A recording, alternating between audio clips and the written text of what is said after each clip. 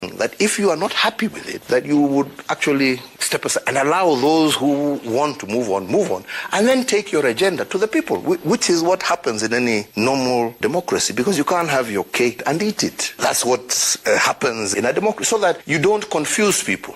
Acting Director General for Health Patrick Amoth says research has shown that the COVID-19 vaccine is safe for pregnant women. Amoth says the benefits outweigh the risks, further encouraging expectant women to get vaccinated against the virus. He says a pregnant woman isn't safe when she contracts COVID-19, as she can develop numerous complications such as getting a stillborn or even preterm birth. Pregnant women tend to get a more severe form of COVID because pregnancy is a state where your immune response is slightly reduced because you are carrying a baby whose genetic composition, half of it is from the father and half from the mother. So for the baby to be able to stay in utero, your immunity is suppressed a bit during pregnancy. And pregnant women also tend to have poorer outcomes. They tend to end up in ICU. They tend to have preterm births. So it is very, very safe for pregnant women to take the vaccine. And finally, students who have no uniforms and pregnant girls are eligible to join Form 1 this year and will be allowed to join schools. Education CS George Magoha says no student will be denied admission.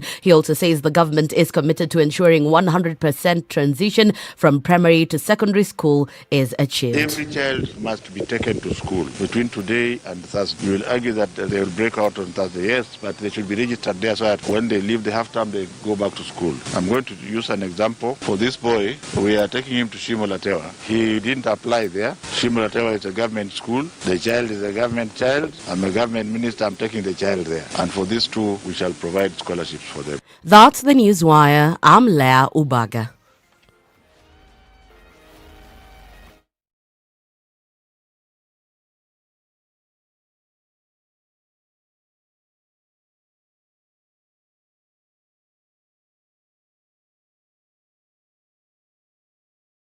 SpiceFM. It's getting hot in here. Oh, everybody steals. It's better a thief who brings something small back. And I say to myself, there's no better thief. A thief is a thief, period. All those bribes, how much they're getting per year, how much inconvenience they're causing, as much as you call it a small case, it's worth it to be convicted. The truth is, we are a tribal nation. Because if we were not tribal, and I want to go back to this, you cannot continue walking around with a mug which is clean outside and it's rotten inside. We have become a fuliza country. We have mortgaged our country because of debt. You've got one chef working and the assistant chef wakati anatakana koroge unga nini. SpiceFM. Nyeri. Good morning this Tuesday morning. What does it look like on our roads today? It looks like it won't be too crazy, at least not just yet, but it's likely to pick up as the day goes along. Little pockets of traffic here and there, starting out on Mombasa Road, also some on the Thika Superhighway. Coming off Jogo Road as well, looks like that will be really interesting this morning. Interesting in hopefully a good way. But we're going to have to wait and see. Are you stuck somewhere? Have you found a good route? Do let us know. SpiceFMKE on Twitter this morning. Text on 40127.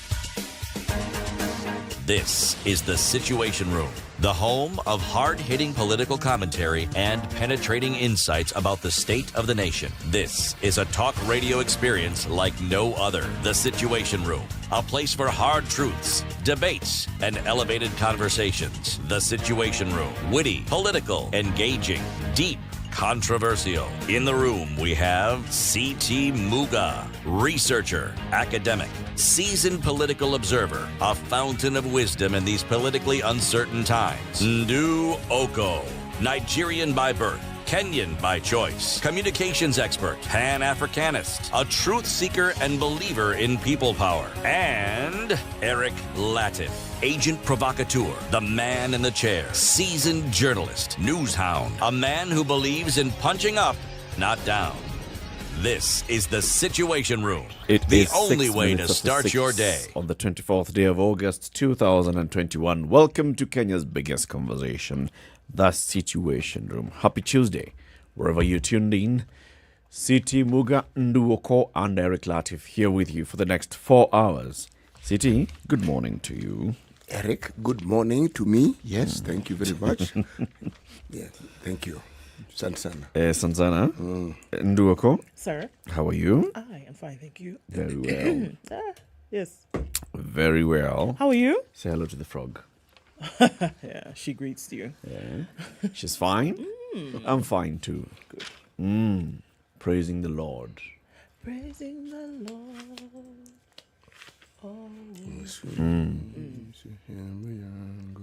Rafiki yangu wewe. Okay, today's gonna be that day. Safari yangu tatembea na wewe. Pamoja na wewe. Pamoja na wewe. Katika safari yangu natembea na wewe. Hey, see? The man can sing. He just didn't think about it. He didn't think about it, but there you just go. let it flow. Forget it. And imagine the things that can happen now when you don't put too much thought to it. See? Yeah. Don't think about it. Then it works. There's a song that is entitled Don't Think About It. All right. Welcome, everybody. Conversations to have today. We had interesting conversations yesterday about Mombasa. No, not Mombasa, about the coasts. Yes. About unifying the voice of the coasts. I'm sure we'll have more conversations in coming days on that. Yesterday, we saw the president speak to the media on a number of issues in the country, and we'll be talking about that today. So one, he says, look, if you feel that you are not happy with how things are going, why not just come out and openly resign? You know? Come out, takisi uende. Yeah. Just leave it alone. It's okay. As Don't we think say about it. in Kiswahili, enyewe. Come out, takisi uende. So let's, we'll have that conversation anyway. Can you just wake up and tell someone, come on, takisi ukae. Koni ni yako. Right? And many other things as well. The Council of Governors Legal Committee met yesterday and they said, okay. So yeah, the Court of Appeal has spoken. The chairman of this Council of Governors is somebody who was very, very instrumental in pushing for the new constitution. Among those that were campaigning for the second liberation of the country, Meru Governor Kiraito Murungi, he chaired the meeting yesterday. His vice chair, Francis Kimemia, the governor of Nyandarua County, will be speaking to us at 8 o'clock. So what is it that the governors want? They're saying that this thing can still be salvaged through parliament because they feel that devolution was going to gain bigly from BBI. So we want to talk to him and hear, what is this thing that devolution was going to gain and why should it be salvaged? He'll be joining us at 8. And people slept on the roads. We'll be seeing how they're waking up this morning. Those that spent 4, 5 hours, 6 hours on Mombasa Road yesterday, and they're already up on the road this morning, including children who are going to school. That's the most annoying bit. Is the children. But let's start with COVID numbers. Okay, so let's look at what's going on in the world. 230. My goodness, you guys, something's going on here. Yesterday morning, what did we look at in terms of the numbers? 209 million, 211 million. Now we're at 213 million, 306,000 cases, 472. Those are global numbers, of course. Looking at increased numbers coming from around the world. Quite a number of cases coming out of the United States, more than having been reported in the recent past. If we look at what happened just yesterday and the cases then that were recorded, or rather cases that were reported, now getting back over the hundreds of thousands. 111,134 new COVID cases in the United States yesterday alone. This is coming off the back of 30,000, 40,000 cases, 20,000 cases over the last 2 months. So things are not looking really good, and quite a number of people reporting to hospital with serious symptoms, and unfortunately quite a number of people dying because they have to be on ventilator support a little bit too late in the game. This is happening in different parts of the world. It's also happening here in Kenya. 619 new COVID cases in the country. The cases were from a sample size of 4,647, giving Kenya a positivity rate of 13.3%. Also, we looked at yesterday being the same day where 880,000 vaccines came into the country. Health PS, Susan Mochache, is saying, look, it doesn't matter where the vaccine is from. The point is to come out and get it done. People listening to myths, people saying, I will not because.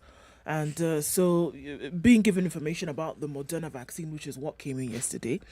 However, she was very clear yesterday when she said, look, everybody's telling me whether it's Johnson, whether it does this, efficacy here and there. Look, go out and get vaccinated. It's not where it's from, it's that it is there. That is the important thing for us to focus on now. Come out, get vaccinated. Wouldn't you say it's a good thing that the ministry is actually saying this? But do people hear and understand what it is they're actually saying in the way they want it to be understood? There's Moderna, there's Pfizer, there's AstraZeneca, there's Sputnik. It's Sinopharm. Yes, there's Space 11. Take your choice. Now, what do you think an ordinary listener hears? Does that statement allay their fears, their apprehensions, their ignorance, their myths, their misconceptions? It doesn't. It doesn't. I would be very simple in the messaging right now. And look, I think because of the fact that there's all this information swimming around about the different names and the, kinds of vaccines that are available, I'll be very simple in this messaging and say, look, we want to protect you. The vaccines are here. Get the jab. And now, Pfizer, fully approved by the FDA. It will change the conversation again. Me, I'm waiting for the approved one. This one was emergency.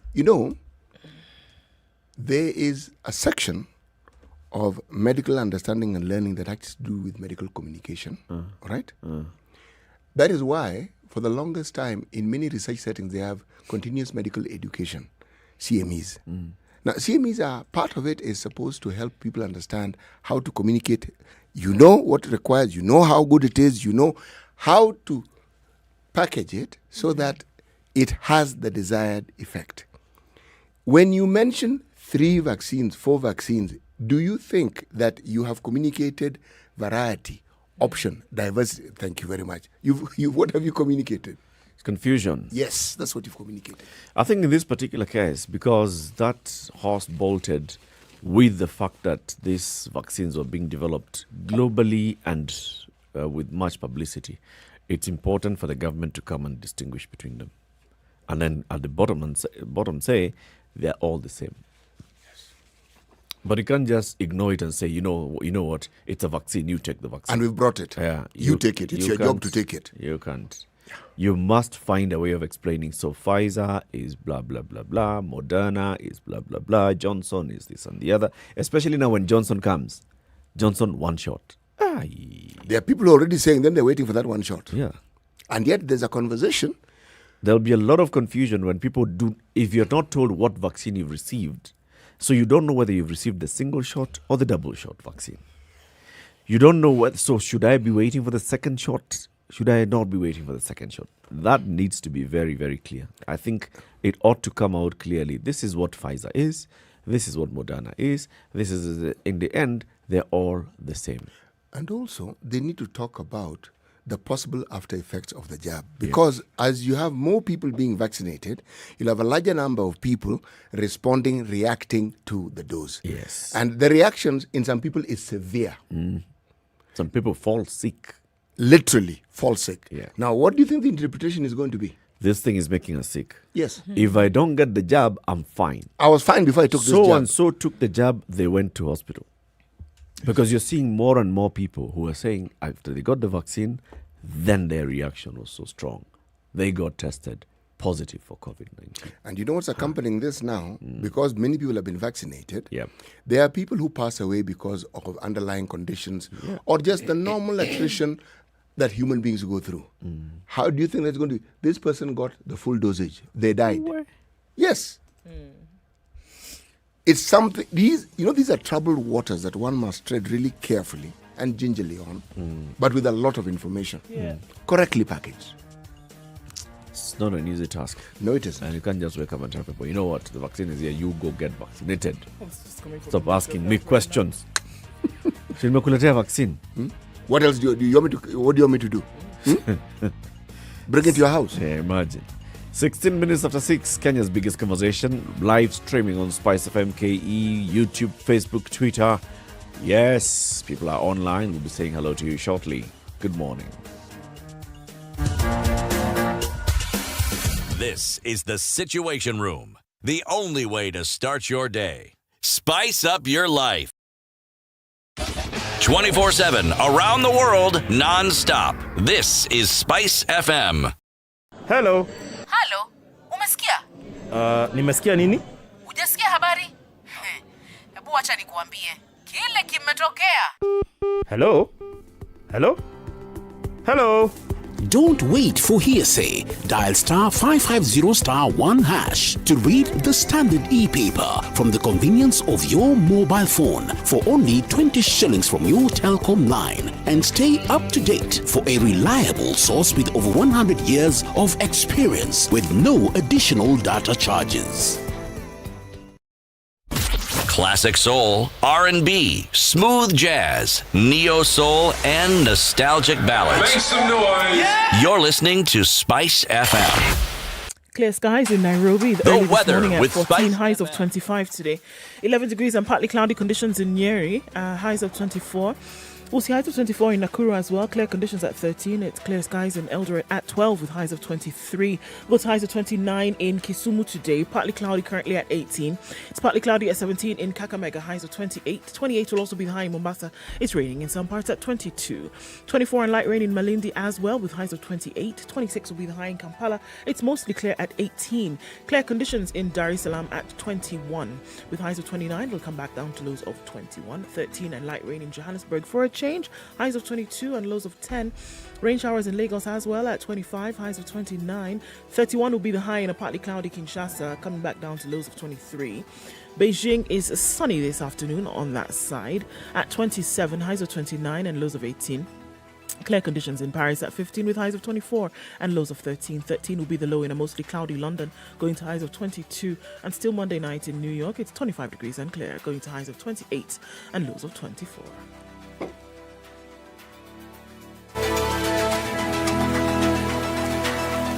Spice FM. Spice up your life. Mature, intelligent talk every morning. Spice up yourself.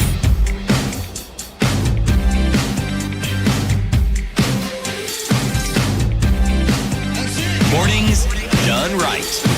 94.4. It is. Sir Haran from Kisumu says, it's a beautiful morning and locked in. Well, good morning to you. Raphael Conrad said Nakuru is tuned in to the Situation Room as always. Phil F. Collins is tuned in from Bakassi, and Pitia Betty tuned in as well. Stanley Ngashe Stan tuned in from Juja. Blessed morning, guys. That's what Jatelovic says. Mwangi Shimani, good morning. Watching live from Zambia. And he says, the weather is okay. Okay. The inauguration ceremony for our incoming president is today, and you're that happy. Wangi Shimani. Okay. Why is... Welcome the millionaire. Or is he billionaire? Right. Okay, this one will not steal from the people. Okay. He's rich. He has money. He doesn't need more. No. That narrative... Well, don't use any other example that you've heard with before. Your theory okay? of if you give more, you have an opportunity to get more. You always want more. No? If you've had any experience to the contrary, that a wealthy president supersedes, some theft in a country, that is just a very isolated case. Isolated? It's a very isolated. As in, isolated to a country, isolated the individual? Just one-offs, okay? This particular one of Zambia. Okay. So all the examples that were sort of like queuing in my head, I should just dismiss them? Those are isolated cases. They're isolated cases. No matter how many they are, all of them are isolated cases. Okay. And in this context, they don't make sense. They don't. Okay. Don't. I mean, if you put it that way, this is such clarity. Yes. Okay. All right. Harold Ayodo says, good morning, waking up. He does these laws of power. He says, waking up to the news that President Uhuru Kenyatta has applied the 42nd law of power. Strike the shepherd and the sheep will scatter. Kirowa rather, Peter likes the choir, and clearly it has come out that CT's hidden talents are one to be heard. Isaac Sibayon is tuned in from the Republic of South Africa this morning. Good morning, tuned in from Mombasa. That's where Robertson Bogo is. David Carey tuning from Subukia this morning, and Washira Wilfred says, hey CT, Eric and Ndu, I'm up and well in Gishugu. Now I'm almost finally convinced that Eric is indeed a reverend. Listening to today's opening song. Okay. And you've not been believing this. No, Washira still doesn't. Should Is that come. almost I'll post finally photos of my ordination. Oh, wow. Go Self-ordination. Anyway. Swabra Nabs is tuned in this morning from Uganda and says thank you very much. Koriot Nandi is where Lebanon is tuned in from. Bai Ponsheng Simane is tuned in from Botswana. Simon Onyango tuned in from Kisumu this morning. Somewhere in the Middle East is where Cherexi Jai is tuned in from, listening to his favorite radio station. Wesley Ajega tuned in as well. Kelebogile Modise is tuned in from Gauteng in South Africa. Can't get to all of you, but good morning and great to have you on the show this morning. Thank you very much for joining. CT, today's proverb. If you heal the leg of a person, do not be surprised if they use it to run away. Were they captured while you were healing the leg? If you heal the leg of a person, do not be surprised if they use it to run away. So you've come up with your own parable. No, actually, this is not mine. When it's mine, I will tell you I've added this. This is from where, this proverb? Africa. See? She knew. So it isn't a proverb that I came up with.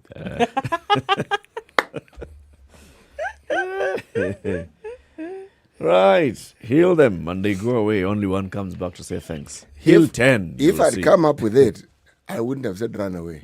I'd have said limped away. Oh, yes, you actually would have, CT.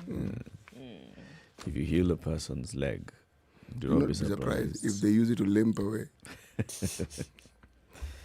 Okay, let's limp into the papers then this morning.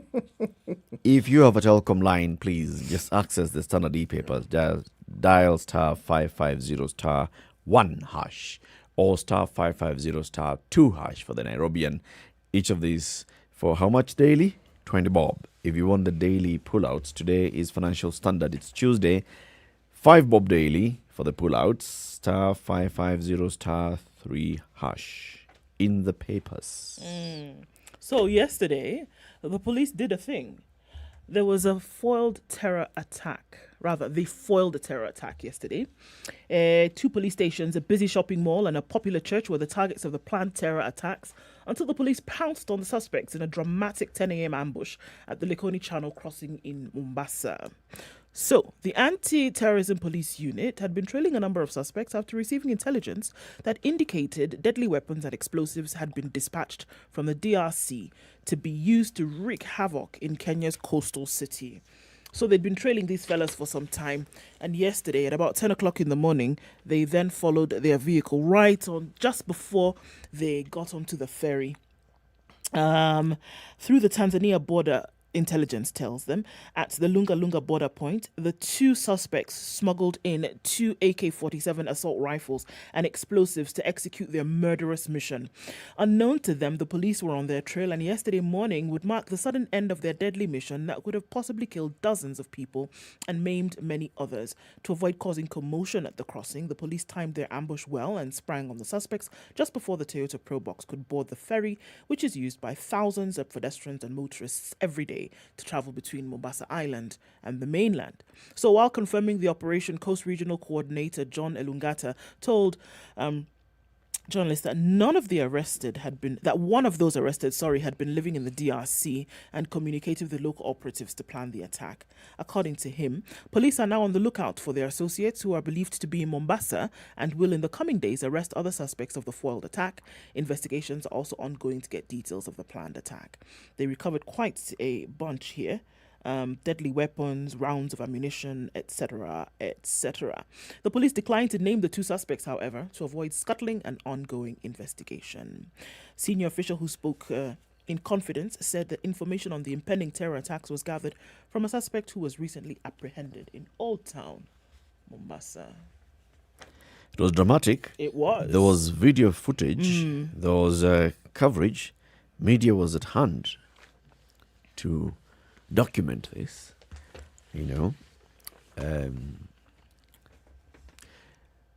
It's a good thing if they foiled a terror attack. If they foiled a terror attack, it's a very good thing. And also, you could just see, the way they are dressed, they look, he's a Kenyan cops. That's impressive. Goodness. Ish. Just like in the movies. First of all, I like the gear. I like You like that thing? No, that gear. That outfit looks good. It looks serious, right? Yeah, it looks very good. Yeah. It's like you're watching an action movie. Tin, tin, tin, tin, tin. I'm sure there's a balaclava somewhere. Yeah. But something disturbing, since we're talking about the wonderful work that our disciplined forces, the police service, are doing, in 2019, the Inspector General of Police launched a program. It was called Mwamko Mpya, Healing the Uniform Initiative. It was supposed to give psychological support to police officers. In August this year, August 11th to be precise, the same Inspector General unveiled a counseling program for police officers and their families. Yep.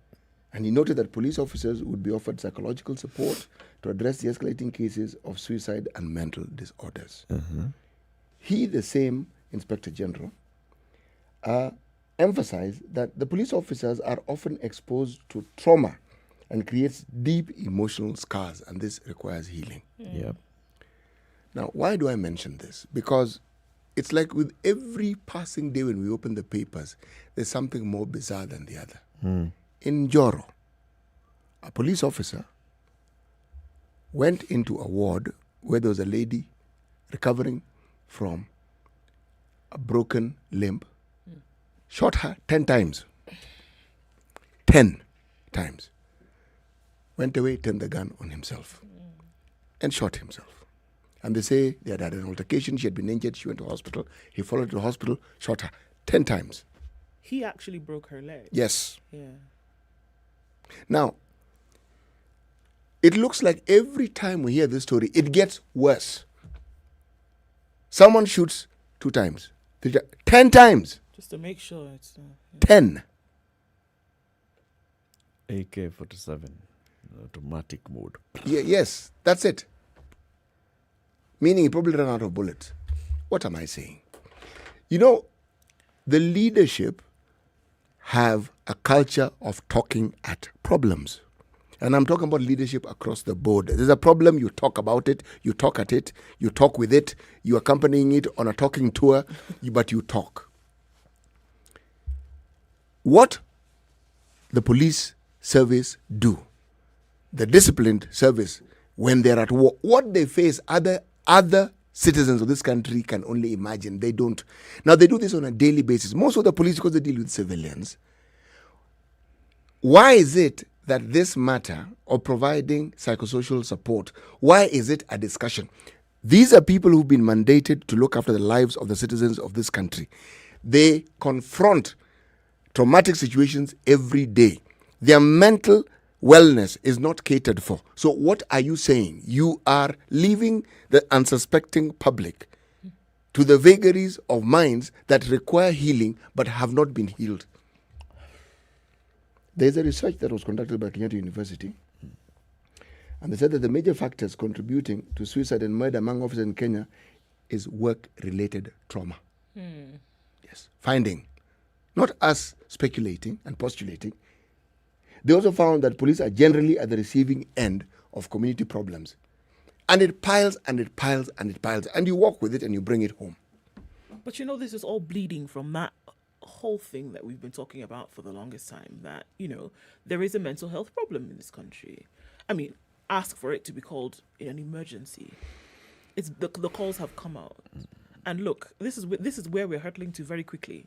If something is not done, what we're seeing here, this will be child's play. It'll get much worse. And it's not to be sensationalist, but it's just the truth.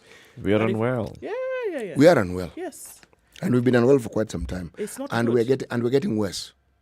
Yes. And even the protocols of just noticing what's happening. So, for example, for this particular police officer, he reported to duty at 11 p.m. Yes, he did. But he was wearing jeans under his uniform. Yes. His wife noticed and asked, "Why are you?" And he said, "When I come back, you'll know." Goes to work, signs in, gets to the armory, is assigned a firearm, leaves with a firearm. Goes and finds this woman who is said to be a publicly known lover of his. As she's closing the shop, fights with her, altercation, tears her clothes, she falls down, breaks her leg. Nearby people come to her rescue. They stop him. They take her to the hospital. As all these things are happening, you're not hearing like other officers were aware of this. I mean, it's happening within a very short distance, Njoro and the town. And he goes back to the police hospital station. is not far from the town, by the way. Yeah, she's taken to the hospital. He goes back to the police station. The other officers in the police station have not heard of this altercation that's taken place in town. They had not noticed anything about him. He comes back. He says, "Guys," he calls the others who have not come to work. He tells them, "Do not dare come here." Calls the bosses, "Don't dare come here." The staff quarters are not far from the station. So everybody in the staff quarters, there's the entire police staff, are aware that this man something's wrong. Right. He starts shooting in the air, calling his relatives, saying, "I've killed a woman." Goes back to the police station, shoots this woman. I mean, all these things that are taking place. It was a sequence of events. Yes. Which indicated something was very wrong. Something was wrong. Yes. And somebody ought to have noticed. It appears like nobody noticed. It's the same mindset. Remember when we talked about the two young men tragically killed in Embu? The explanation that was attributed to the policeman?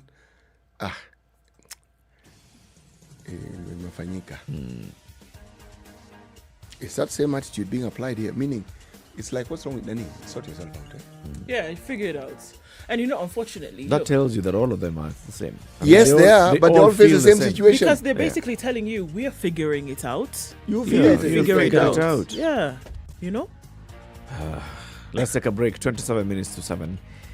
How are the roads looking like this morning? Let's hear that. And then we look at more headlines. Good morning.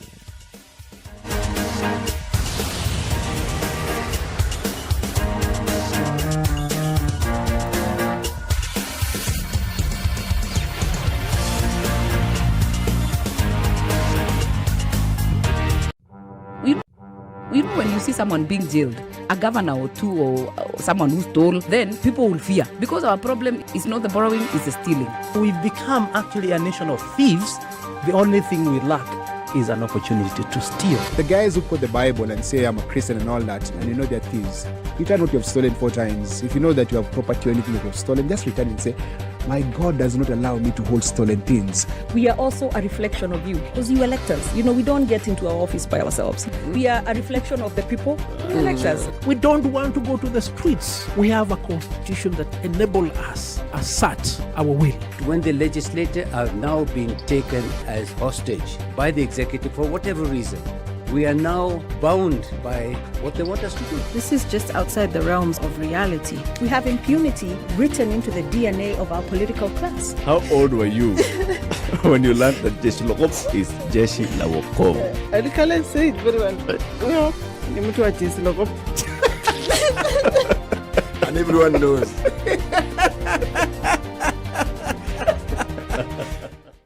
All right, and it has already started to build up on Mombasa Road today. Yesterday was an absolute hell on Mombasa Road, and that was inbound to the city. We're already looking at Mombasa Road piling up today, again, inbound to the city all the way from Sabaki, the Way Bridge, and then out towards the SGR. It doesn't look pretty at all, and it looks like it's going to be that kind of a morning. Also looking at traffic that's already started to build up on Langata Road today. Quite hot and heavy, getting towards past the Wilson Airport and then out towards the roundabout at Timor. Industrial area looks pretty good today. You'll be able to get through this without too much of an issue, especially right now. However, Jogo Road is starting to pile up and it spills over to Landis and then out in towards the city. Kamkunji roundabouts, getting into the CBD, this is a time that it looks pretty good, so not to have to worry about that too much, at least for now. Some traffic coming out of Westlands. Remember, you can use the Red Hill Link Road out into the city and then back in if that's the way you would like to go. All right, some traffic also around Kiambu Road. Connecting with Muthui Square. But apart from that, survey looks clean all the way from Outer Ring, connecting on that side onto the Thika Superhighway. Doesn't look like too much of a pickle this morning. Hopefully we can keep things that way. SpiceFM KE, that's how you can get in touch with us on Twitter. Text on 40127.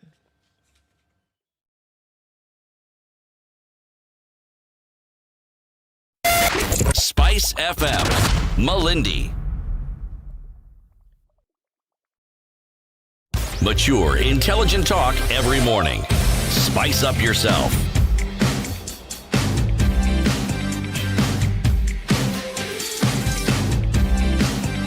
Mornings done right. All right, it is 94.4 to 7 o'clock. Still looking at the newspaper headlines this morning in terms of what's happening in the papers.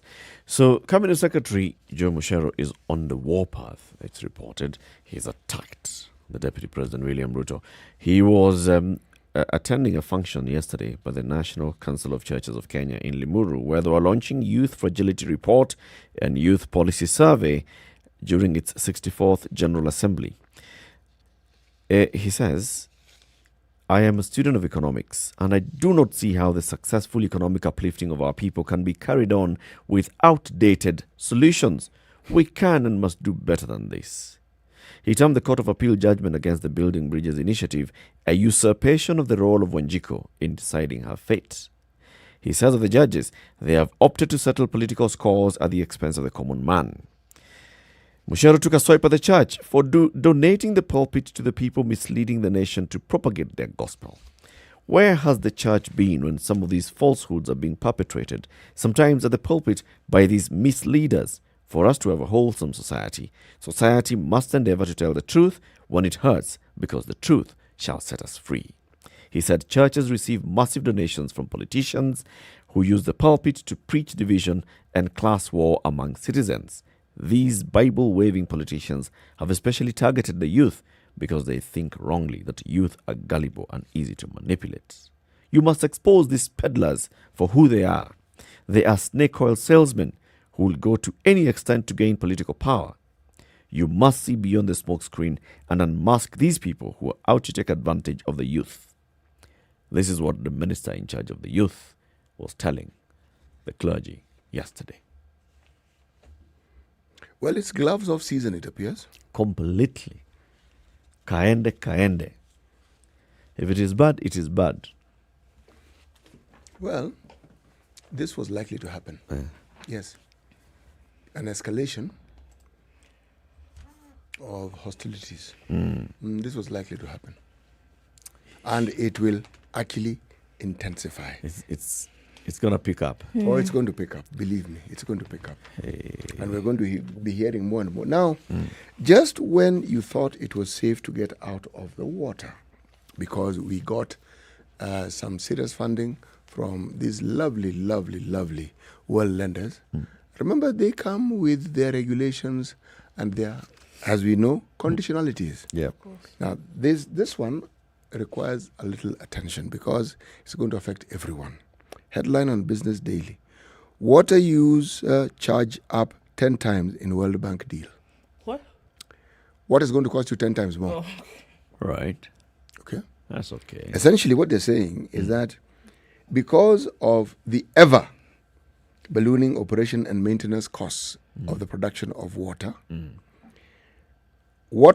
and there is, of course, it's a World Bank-driven regulation published by the Water Sanitation Irrigation Cabinet, Sicily Karaoke. The user charges raised from 50% per cubic meter to 5 shillings for domestic use and livestock farming. Remember, if you increase the cost of producing water, what you're really saying is you are going to increase the cost of water. Okay? Now, it may appear like it isn't a large amount. It's just that people don't really realize how much water they use on a daily basis. Yep. And what these increases would mean. Yep. Why I picked on this story is I asked myself, in this modern day of technology and innovation, why are we having a discussion about the cost of producing water being more when right now this planet has more water than it knows what to do with? Right now, as we speak. Usable water, though. Yes, it's usable water. We have usable water. It's raining more than it's raining. Whether people like it or not, technology, by its nature, not only gets better in terms of efficiency, it gets better in terms of how its productivity, and usually it lowers the cost, not raises the cost. I think what we are seeing here is just things catching up with us. Okay.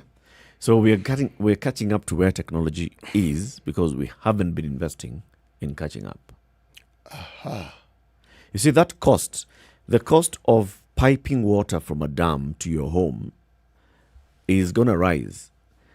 For a long time, there are very many areas where we have not improved on that. Have we increased the capacity of piping water? The passage, yes. Do we need to redo pipes? Okay. If a population of Nairobi, for example, has reached 4 million people. There's a lot that has to change. A lot has to change. Have we increased on the reticulation? Have we increased on the amount of water that we can actually pump in a pipe per second? If we need to catch up, it will cost us something.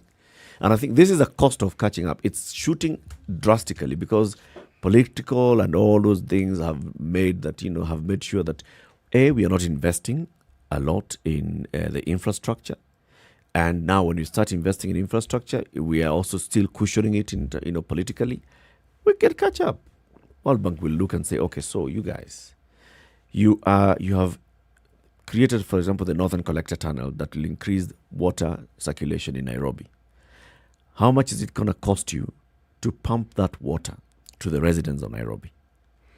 How much do you need to invest so that everybody has access to piped water?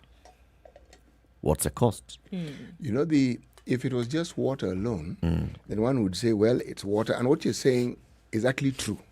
It's not just a statement. But unfortunately, this comes alongside the increase of fuel, cooking gas. Yeah. Okay. Sure. And yet, according to our laws, any production of hydropower below 1 megawatt is supposed to be free. Meaning, there's a cushioning, as you correctly put it, simply because we actually, again, honestly, we produce more power than we can actually utilize. Yes. There's a discussion here that I'm reading this article doesn't quite come out clearly. Why am I saying this? It's conflicting. We don't have a problem with production of power. We have power. That discussion of power and its cost, again, is a problem because we keep saying, why does power keep going up? Why does the cost of power keep going up? And power is fundamental in provision of water. Fundamental. So you can't run away from this. Now, so I would have actually thought as you were speaking, Eric, given that some of our power producers actually use petroleum products. So if that cost goes up, and then if you just follow that chain, it stands everything else goes up. It stands to reason this was going to go up. Then also, can the government not look at this as a revenue stream? Because you may find that what the World Bank is calling out for is add some levies here. You're reaching more people. You reach more people when they use electricity. You reach people when they're using which means, and they fuel, pay you for it. And they pay you for it. You're reaching people as they use water. These are very nice revenue streams. So please, put a levy. Put a levy there. That's the whole idea. If you put a levy on everybody who's consuming water per cubic meter, then that means that the government is able to raise revenue. Right. Put a levy the same way they're putting a levy at every liter of petroleum used in the country. It's 6:45. Kenya's biggest conversation takes a quick break, and then we look at more headlines. Wherever you are, a very good morning to you. Happy Tuesday.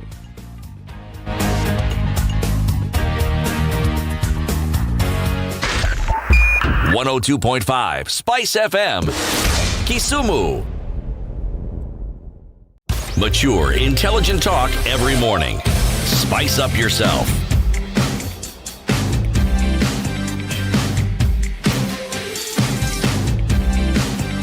Mornings done right. Okay. According to 7. So there's a law on the annulment of marriage, right? Yeah. Now, some have come out to call this discriminatory. A woman specifically has moved to court, and she's seeking to declare a section of the Marriage Act which prohibits couples from annulling their marriage after a year unconstitutional. In a case filed before the High Court, Sabina Matiku claims it is against the women's rights to be in marriage by free consent and right to equal treatment by law. I'm going to say that again. It is against women's rights to be in marriage by free consent and right to equal treatment by law. Annulling a marriage is different from a divorce. A divorce ends a legally valid marriage, while in annulment, a party seeks a declaration that there was no marriage in the first place. The court erases a marriage by declaring the marriage null and void. Annul, right?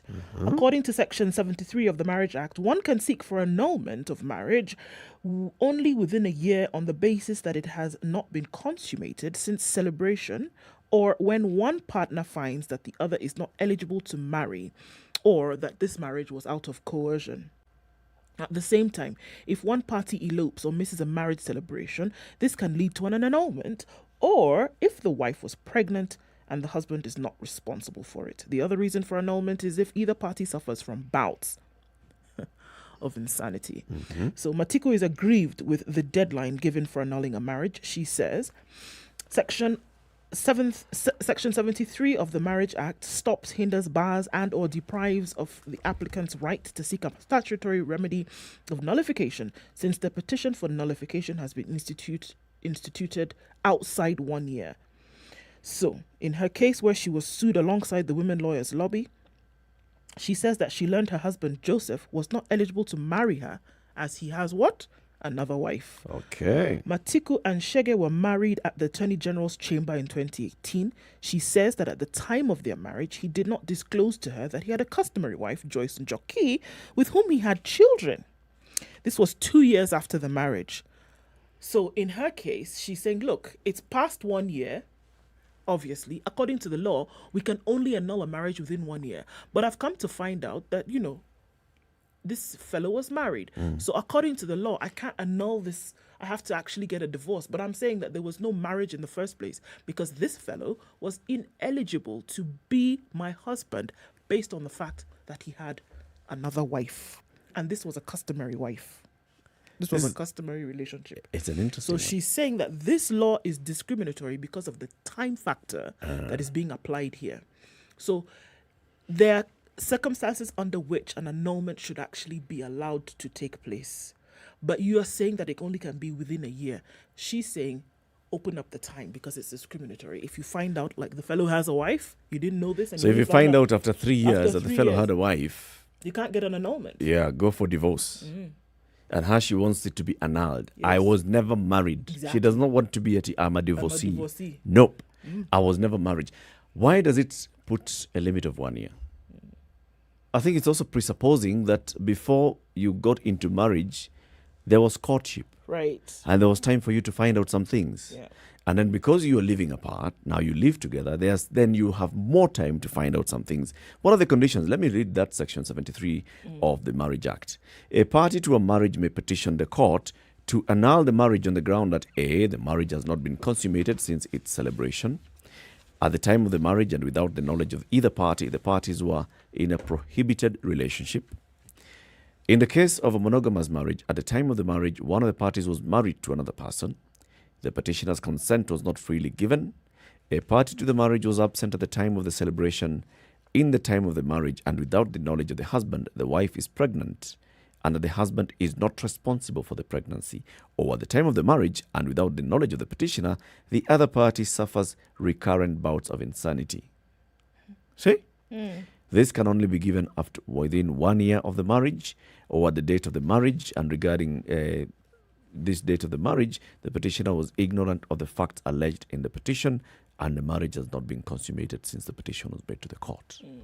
So if those things have not happened within 1 year, you can imagine, within 1 year is enough time for you to say, okay, we got married I realize that this person has actually filed marriage, but I did not give consent. I am not married. 1. 2, we got married, then I realized after we got married that she's pregnant and that's not my child. That's. We got married and then I realized that this person suffers bouts of insanity. All those things, within a year, it's reasonable. Within a year, you should have been able to find out that these 3 things have happened. But what she's saying in this case is that I didn't know until after 2 years. She discovered 2 years down the road that this man chap is married with children. So what am I supposed to do? I did not know this. I should be able to have this annulled. Had I known that he had a wife and children, I would have never married him.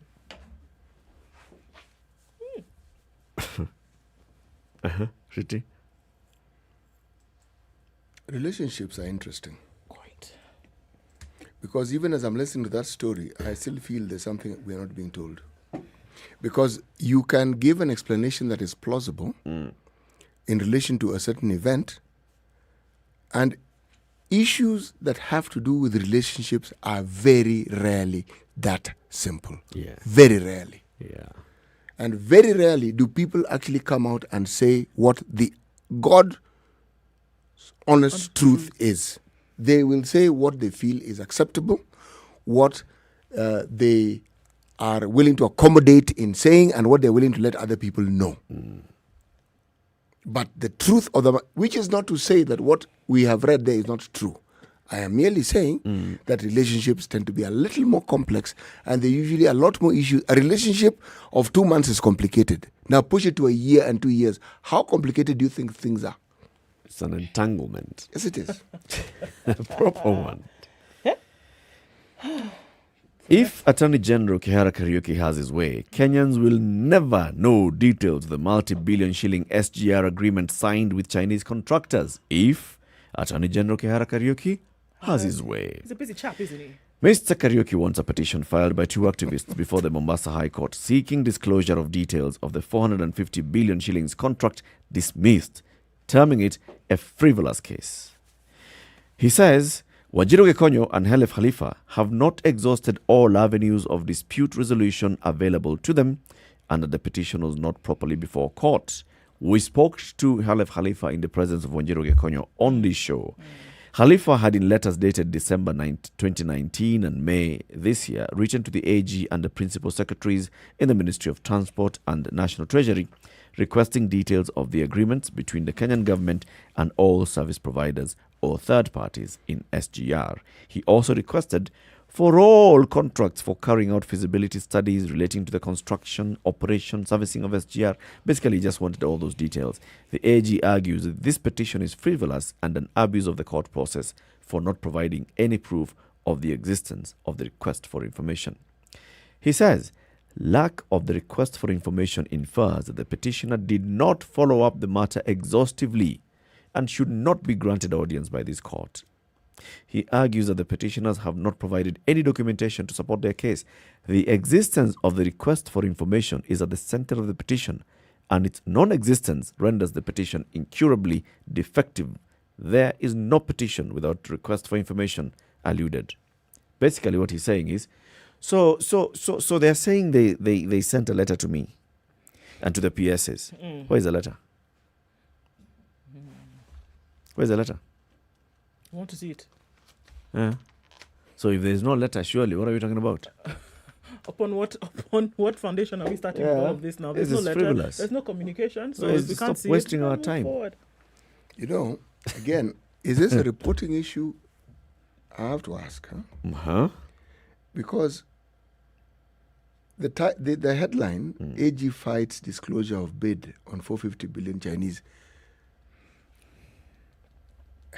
From a very simple lame person's perspective, does he even have a legal standing to actually stop? I mean, this is a public matter. The SGR is a government project, and everything that has to do with government matters, you know, unless you're going to bring in the security element to it, surely Kenyans have a right to understand and know the details of exactly what happened here. It's not complicated, is it? Why should it be so? I think it's a headline issue because what the AG has been sued by Okoa Mombasa coalition, right? Halef Khalifa, Wanjiru Gekonyo, and others. Now, the AG is responding to this particular suit and saying, but these people have not exhausted all avenues of, if they wrote and did not receive a reply, did they follow up? Have we exhausted that whole matter of, okay, you wanted information. Who did you ask for information? Did you ask somebody else? Have we actually finished this particular process before you sue me and say, I have refused to give information? Did you ask? Okay, so on that premise, it's not as though he is hiding anything. At this point, he's not saying... On the front of it, it's just saying, you've not asked me. So this is my response to this suit. How about you ask me? And let's see then if I will refuse or accept. Talk to my secretary, talk to my assistant. By the way, him here has to be his office. Yes. And those questions were probably asked even before he ascended to that particular office. Okay, now, that's why I asked, is this a headline issue? Is it a reporting issue? Because this is not a matter that began with this reporting. No, this thing has been going on for quite some time. Yep. And these questions have been asked for really quite some time now. And they've been stonewalled, one stonewall after another, after another, after another. Yeah. Remember, it didn't start with the SGR. The MES raised similar questions. And the process of trying to get information, the back and forth, not dissimilar to what we're hearing here. Where you had a situation where the Attorney General's office says one thing, the CS's office says the Solicitor General, something else, somebody else didn't sign, someone else signed, CS doesn't know, Permanent Secretary knows, Well, I think what this does now, the way this is being reported, is it makes it seem as though there's something to hide. And the AG doesn't want to present that information. That is how this is being That's presented. how it's being But presented. is that really true? It appears as if he's stonewalling. Yeah. He's basically, okay, so instead of saying, it's okay, you guys, you filed this court, this I have not, if you send me that letter tomorrow, I'm going to give you the information tomorrow. Or in fact, now that I've seen that you've gone to court, come, I'll give you the information. None of that. He's not offering any of that. He's first of all dealing legally with the issue. but practically, he's not addressing. The main issue here is, can we see the details of the contract? You know what I sometimes wonder with these things? It is always good to ask and it's always good to seek information. Then there's the little detail of actually receiving it, isn't it? Yep. And that's where the discussion actually begins. Have they received it? Have they? And will they receive it? Yeah. Is it lost in transmission? Somewhere in between. Quickly. Yes. Admit every student, CS tells schools, everybody. Students who have no uniforms and pregnant girls eligible to join Form 1 this year will be allowed to join schools. All this business, they don't have uniform, this one is pregnant. Everybody, go to school. CS George Mago has said no student will be denied admission. He says the government is committed to ensuring 100% transition from primary to secondary school is achieved. So we're in about week 3 now since Form 1s went to school. And we still have quite a number of students who have not gone to school yet. And he said, we are giving you 1 week.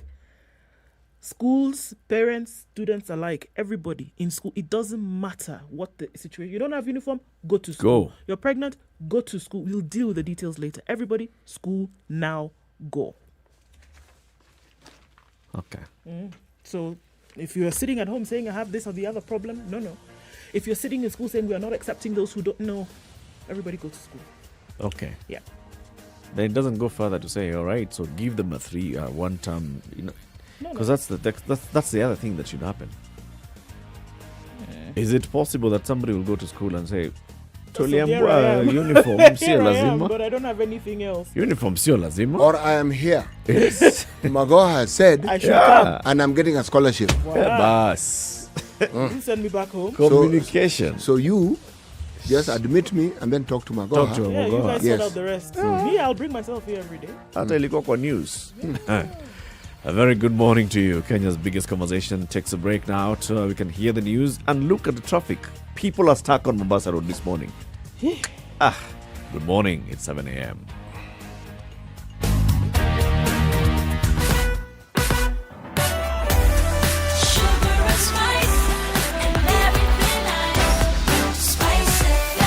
Spice up your life.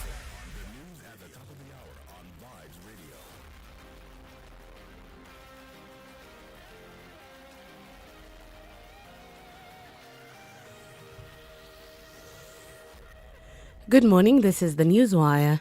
I'm Leah Ubaga. President Uhuru Kenyatta has told Deputy President William Ruto to resign from government if he is dissatisfied. In a press meeting with various journalists at Nairobi State House, Uhuru said his deputy of 9 years had begun to act in a manner that clearly indicated that he was unhappy with his government. On the one hand, you want to sing the praises of a government that you are saying that, yes, we have done, and you want to ride on them. But yet on the other side of your mouth, you're talking another language. So I don't want to say much, but like I'm saying, I will not be deviated from the agenda I have set on course. People know what happens when you disagree with each other in developed, civilized democracies, what people do, you know. Uhuru, however, maintained that Ruto's choices wouldn't affect his agenda and commitment towards the country. I have an agenda that I was elected on, and that work must continue. And it would be really the honorable thing that if you are not happy with it, that you would actually step aside and allow those who want to move on, and then take your agenda to the people, which is what happens in any normal democracy, because you can't have your cake and eat it. That's what happens in a democracy, so that you don't confuse people.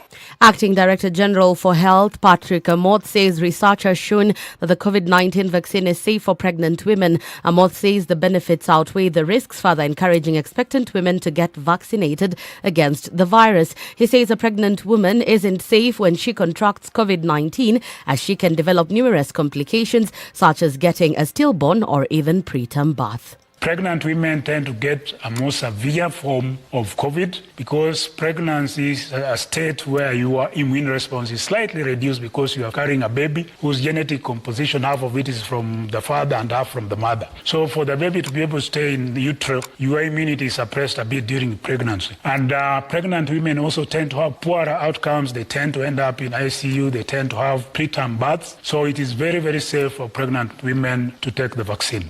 Students who have no uniforms and are pregnant are eligible to join Form 1 this year and will be allowed to do so. Education CS George Magoha says no student will be denied admission. He also says the government is committed to ensuring 100% transition from primary to secondary schools is achieved. Every child must be taken to school between today and Thursday. You will argue that they will break out on Thursday, yes, but they should be registered there so that when they leave the half term, they go back to school. I'm going to use an example. For this boy, we are taking him to Shimolatewa. He didn't apply there. Shimolatewa is a government school. The child is a government child. I'm a government minister. I'm taking the child there. And for these two, we shall provide scholarships for them.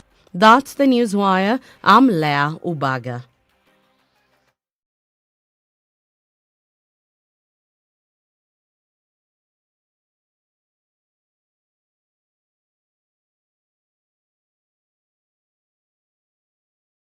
Okay, so a lot of traffic on Mombasa Road this morning already, and it is not looking pretty at all. Inbound, outbound, it's an absolute mess.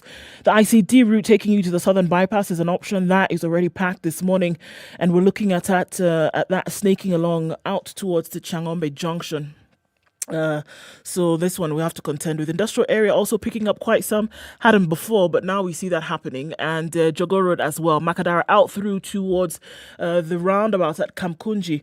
Also seeing some traffic coming off Bunyala Road, Aerodrome Road there. That junction, Uhuru Highway out into the city is a mess. Langata Road looking a lot better now. We had a bit of a hold up, but that seems to be moving smoothly now. And coming off Thika Superhighway as well, very tight, especially around Muthui, the corner there, the Pangani underpass out then towards Ngara. The city is packed this morning. We'll take a look in a short while. Help us out here, guys. You find a good route that you can use. We want to share that this morning. Folks are getting to work frustrated. Let's see how we can appease that just a little bit. SpiceFM KE on Twitter. Text on 40127.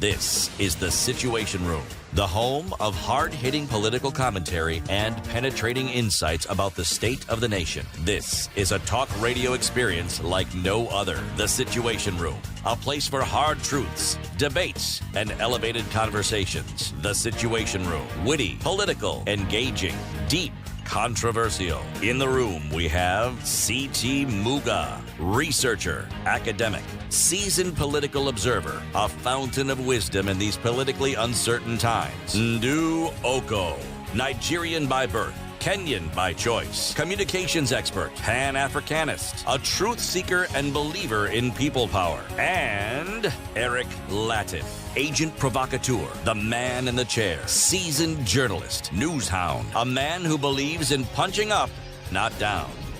This is the Situation Room. It's The 5 only minutes way after to 7. start Very your good morning to you, wherever you are tuned in.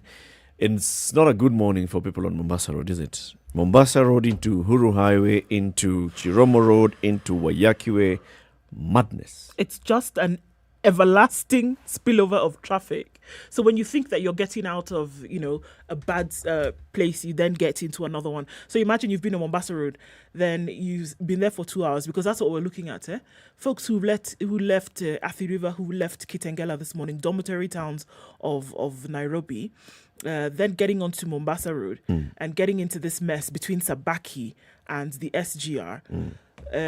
So you're there for 2 hours, standard. So you can easily be between the Weybridge and the SGR for an hour and a half. It's ridiculous. A 5-minute drive is taking people 1.5 hours of just sitting. You're not moving. Then you get to maybe Cabanas 30 minutes later. So you're on this stretch of 5 kilometers for 2 hours. Then you get off of that and you get to the roundabout at Uhuru Highway. And then you are between Uhuru Highway and this mishmash jungle between concrete and sand. If you're going to Westlands, it's a nightmare. You easily be on the road for 4 hours before you're getting where you're going in the morning. And that's what we're looking at now. Coming to work at 4, people are already at the stages to try and get into public service. Vehicles are on the road so they don't get in this madness that is traffic. So we're looking at a 30-minute journey from that would normally take you 30 minutes, even in light traffic, from Kitengela to Cabanas is taking 3 hours and then another hour into the city. Assuming that you're stopping in the city. If you're going to Westlands and if you're going to have to use the Uhuru Highway, going then between Kenyatta Avenue and Moi Avenue, where I don't know, it's not a diversion You're anymore. done. It's just the Sahara Desert in the middle of the city. That's what's going on there. Then you're finding your way to Westlands. My goodness. You get to where you're going, you're finished. You do what you're doing for 3 hours, and then at 3 o'clock you start this madman's walk again, coming back. I'm going to say, I keep saying it. And I think sometimes the only way for us to be able to, number one, vent this frustration, and number two, actually get those who are involved to maybe sit up and take notice of what is really going on here, is to keep talking about it. Yesterday was a mess. We saw traffic started outbound at 3 p.m. 3 p.m. There were people who now started their journey at 6 o'clock. 9:20. They were still on the road. The same stretch. I'm not saying 3.5 hours. I'm not saying that they left Nairobi City and came to Mombasa Road in 3 hours. I'm saying on Mombasa Road, the same Sabaki, inbound, 3 hours. What madness? Why? It happens once, it happens twice. Then you say, okay. And it becomes normal. And the thing now you start seeing is, when this road is complete, all this traffic will be a thing of the past. Okay, it could be a thing of the past. We don't know. What we are dealing with today is people being stuck on the road. How can you explain people spending 4 hours on a stretch that is about, 2 kilometers long? Yeah. Between Sabaki and the SGR, yes. 2 kilometers, 4 hours.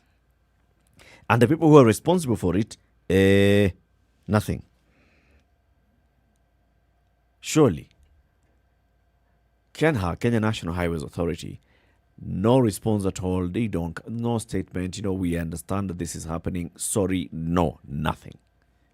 Children who were going home from school yesterday spent hours on the road, got home late. Children who were going to school this morning, that stretch, show it again, just those who are watching on the screen. It's red, dark red, the entire stretch from Sabaki, completely dark red, meaning that there is chock-a-block traffic. And there's, people just, assume that there's nothing that they... Okay. This is completely insane, nonsensical, totally nonsensical. should not be excused. And we keep saying this, that the people who ought to know about this, Kenya National Highways Authority and their bosses at the Ministry of Transport, Infrastructure, Housing and Urban Development, need to know that this is happening and they need to react to it. There's a such also short stretch there between Kenyatta Avenue, University roundabout, onto Museum Hill. So the contractor has closed the road and people have to find their way through the University of Nairobi. Can you imagine? Sorry, it's not funny. Go dig your way through University of Nairobi and end up at the Museum Hill interchange. You'll figure it out. Look at that. It is crater upon crater. Look how red that is. That is because everybody who is leaving the CBD heading towards Westlands has to find their way towards Westlands. Everybody who's coming from Westlands, coming towards the CBD, has to find their way at that stretch around KBC. They've got to figure it out because the contractor is busy working. Okay, so you should also be busy doing your own thing, finding out how you're going to get. This is wrong, and we keep saying just tag them. Kenha at Kenha, Kenya. At James Macharia _ that's the cabinet secretary in charge of this whole project, James Macharia _ let them know, and also tag us at SpiceFM. Every morning we'll keep doing this until they do this, all right? And we reach out to them, they will respond. They don't want to talk to us, we will talk to them. Eric, can I balance this somewhat? Huh? You balance it, my friend. And give the example of yet another civil servant, well, a public servant, not civil, all right? Who also holds a really important docket, similar to the one of Ken has, but this is in the health sector. That is Dr. Peter Kamunyo, who is the CEO of NHIF.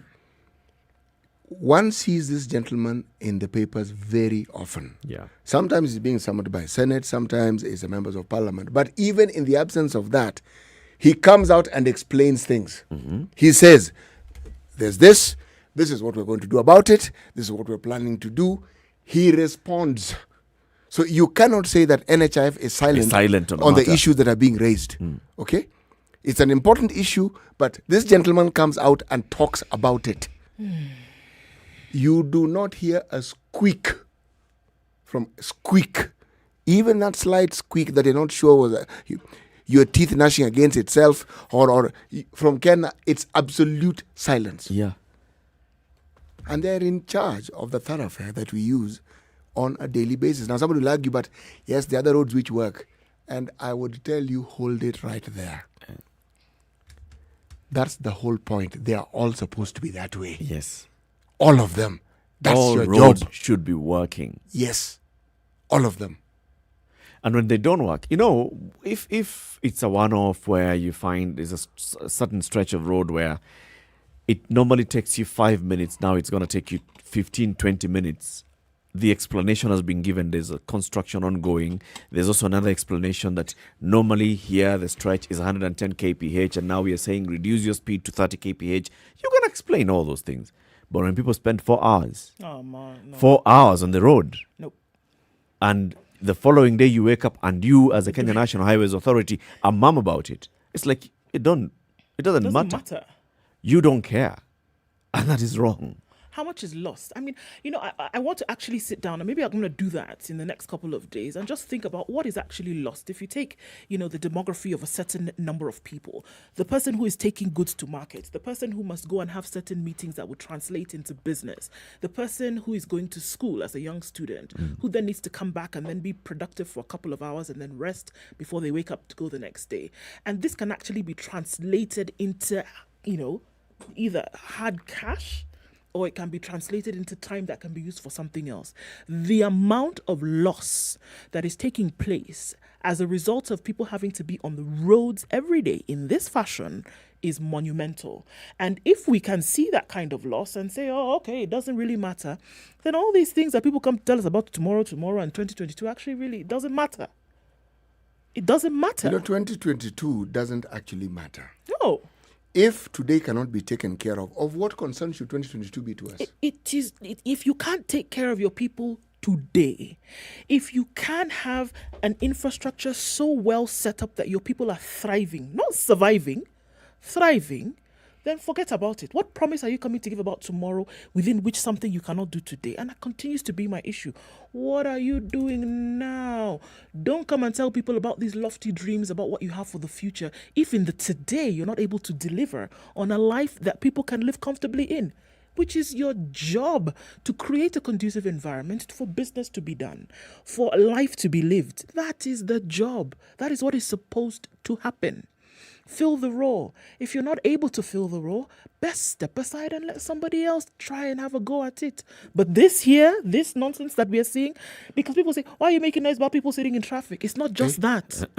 That's not the point. Wait. It's not people sitting in traffic. The normalcy isn't people sitting in traffic. Normalcy ought to be a good road so that people simply get home at the time that they purpose to get home. Look, and I understand, because there is no metropolis on the globe that will not have traffic. Let's just get that clear. But in this case, where it goes beyond the abnormal and it is so ignored, then it now becomes the norm that people just have to sit back and take it, because after all, it's just for a short period of time. Absolutely And not. it isn't every day, and it's not there on weekends. Yeah. You know, there's something about silence. You are opening yourself up to interpretations that you will not like. And more so, if silence seems to be the order of the day, every time the issue is raised, silence. Yes. It's raised again, silence. So I'll fill it up with whatever I choose. I have already filled it up completely.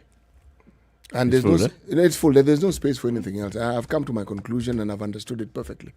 Let's just take children alone. Forget about adults, because, maybe you can take care of yourselves. You'll be tired. You'll sleep for a couple of hours and you'll come back and you'll get back to the grind. Children that you expect to be productive. This is the age where all of these things are being formed, right?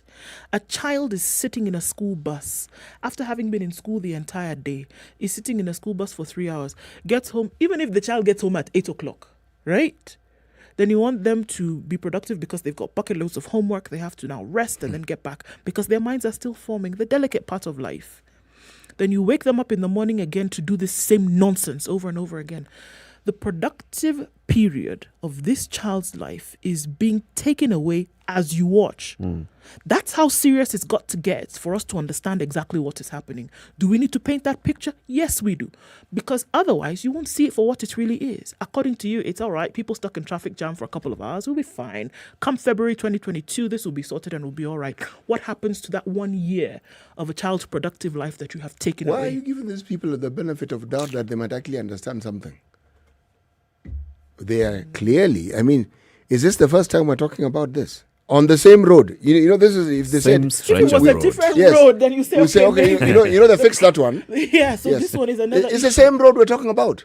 So the thing is, people such as these ones you don't give any quarter. You don't give these ones any benefit of doubt. Because they themselves have eroded the doubt and removed it completely. You cannot talk about the same thing in the same place. And it's not as though the contractor went wherever contractors go to. The contractor is still on site. Contractor is on site. He's on site Constructor right has there. machinery on site. Yes. Contractor could actually be using that machinery to make the diversion motorable. I saw that and I and wish to I had... manage the traffic. I wish I had taken a picture that day because that scene just captured everything at the same time in terms of just how tired people are. So this traffic was terrible on that same stretch of Mombasa Road, and then part of the construction taking place, and one of the stone barriers that they use, one of the construction workers sat there because he was done. He's finished. Seated next to him is a traffic officer who took his hat off. He's also He said, I don't even know what I'm going to do here. So he sat. Both of them sat. The construction worker and the traffic police officer sat there, and they were just looking at this traffic because even if you stand up and hands up, and where are you conducting it to? Where is it going? Jeez. That's the question we are asking. Where are we going? Where are we going? If the very existence of the lives of those that you're supposed to be custodian over, you cannot even make sure that they are living in at least a comfortable fashion, where are we going? It's annoying. It's completely annoying. And we will keep talking about this until we get a response from the Kenya National Highways Authority and their bosses at the Ministry of Transport and Infrastructure. They should respond to this. I mean, this is not, like you said, City. You keep quiet. You open up the possibility to very many other rumors. Yep. Mm. At the same time, though, Ndu, let's talk about our own personal responsibility on the road as we are operating on the road. So, yes, we all have a role to play. We all have a role in when there is traffic, do not overlap. When you are crossing the road as a pedestrian, there's where you need to cross the road, and there's how you need to behave as you're crossing the road. If you are a motorbike rider, there's how you ought to behave. All of us have a role to play so that we can then turn on these guys and say, we have played our part. There are many things that you you should or shouldn't do, and one of those, to make sure that we are safe on the road, don't board overloaded matatus or buses. If all seats are occupied, do what? Wait for the next vehicle. It does not hurt if you respected the safety and comfort of other passengers. Even in all this mess, guys, it's possible to respect the comfort and safety of others. If you want to enjoy your journey, say no to excess passengers. When using a border, always remember, one passenger at a time, not this sausage mash that we see. One passenger at a time, and please use a helmet. In order to be visible to other road users, wear a reflector jacket. Remember, Usalama Barabarani starts with you. Fika Salama. This message brought to you by the NTSA and the European Union. Yep. Keep it right here. In the next hour, we'll be having a conversation with Governor Francis Kimemia of Nyandarua County to understand what the governors would like to see now that BBI has done the flop. Okay? Something is happening in Parliament. Amos Kimunya, who's the leader of the majority, has sponsored a bill called the Landlord-tenant Bill 2021. This one changes a couple of things on how landlords and tenants behave or relate with one another. Currently, a landlord ought to give you 3 months' notice for you to leave their premises if you have not paid rent. This bill seeks to reduce that period to just 1 month, saying it's a middle ground agreed between landlords and tenants during public participation. If the proposal by the committee is adopted by the House, it means the landlord will have a right to evict a tenant who has failed to pay rent for just a month. However, landlords will not seize a tenant's property for default if the payment of rent or for the breach of any other obligation of the tenant without legal process. In addition, the committee is maintaining a proposal in the bill which bars a landlord or any agent or servant of a landlord from evicting a tenant without the authority of the rent tribunal. Okay, let's understand this. Okay. They're saying, previously, you required 3 months' notice. Yeah. Okay? Yeah. Fine. But the landlord could issue you with a letter from an auctioneer. Yep. Telling you that you have 14 days within which to pay rent, otherwise they will sell your goods. Remember, eviction isn't being discussed here. They just want the rent recovered. Yes. Now we're saying you will get 1 month's notice, but for anything to actually happen, you need to go to court, and the landlord needs to be able to get a court order in order for you to actually be evicted. Cannot send an agent to come and start, selling your property and locking up your property and confiscating. You know what they do now? Landlords, will come into a house and take all that property and keep it until the day you shall clear the rent arrears. And they are not held responsible for the state of whatever it is that they have taken when you get it back. No. Even if there's a slight variation in it. Yep. They took a 24-inch TV and you get a 12-inch. So long as you get back a TV. Slight variation. We took a TV, yes. TV? Yes, What's your problem was TV? Yes, it's just a 12-inch variation. It's still a TV. Also, that whole matter of umekalia deposit. Yes. Okay. What is a deposit for? Deposit is for when you're living.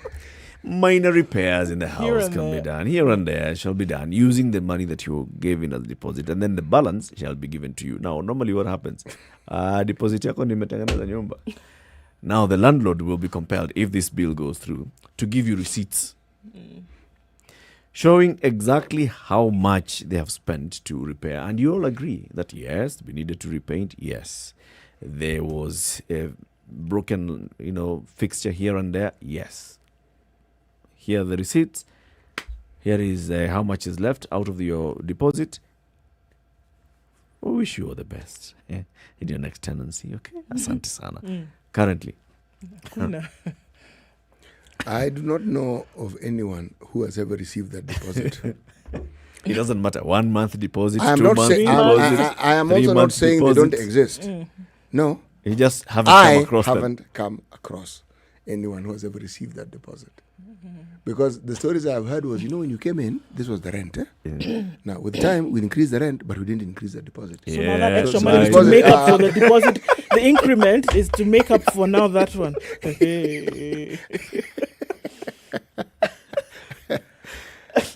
So we increased the rent, we didn't increase the deposit. No, we didn't increase the deposit. So now, you've lived there 5 more years. What we've done, in fact, we didn't want to bother you. So all we did was we just balanced it out. So don't worry. And the balance is not in your favor. Actually, you owe us. It's just that we didn't say. But we're not going to even ask you because you've been a good tenant. It's actually the one who owes us. What you actually owe is this, but that one we're not going to don't worry about it. You know these matters. We laugh about them because they appear like they're simple matter. It's an everyday life thing. You move into a house, you live. You are a landlord. You have tenants who are coming in, tenants who are leaving, tenants who come and then they destroy your entire house. The house has no chimney. They've decided it's too cold. They fix a chimney. Actually, essentially, what Eric is someone was to. actually talking about some tenant who went and removed some from the wall. Yes, some bricks, blocks. Yeah. Yes. Some of those things from the wall, and they made that a fireplace. Well, it's cold. No. You think you've heard it all. I have a friend who told me something that he had experienced. I actually had to go and see it to believe him. He said the tenants he got didn't particularly enjoy this idea of cooking with the gas. Yeah. And they figured the house was big, 5-bedroom house. So one bedroom, among the things they did, they actually dug a hole.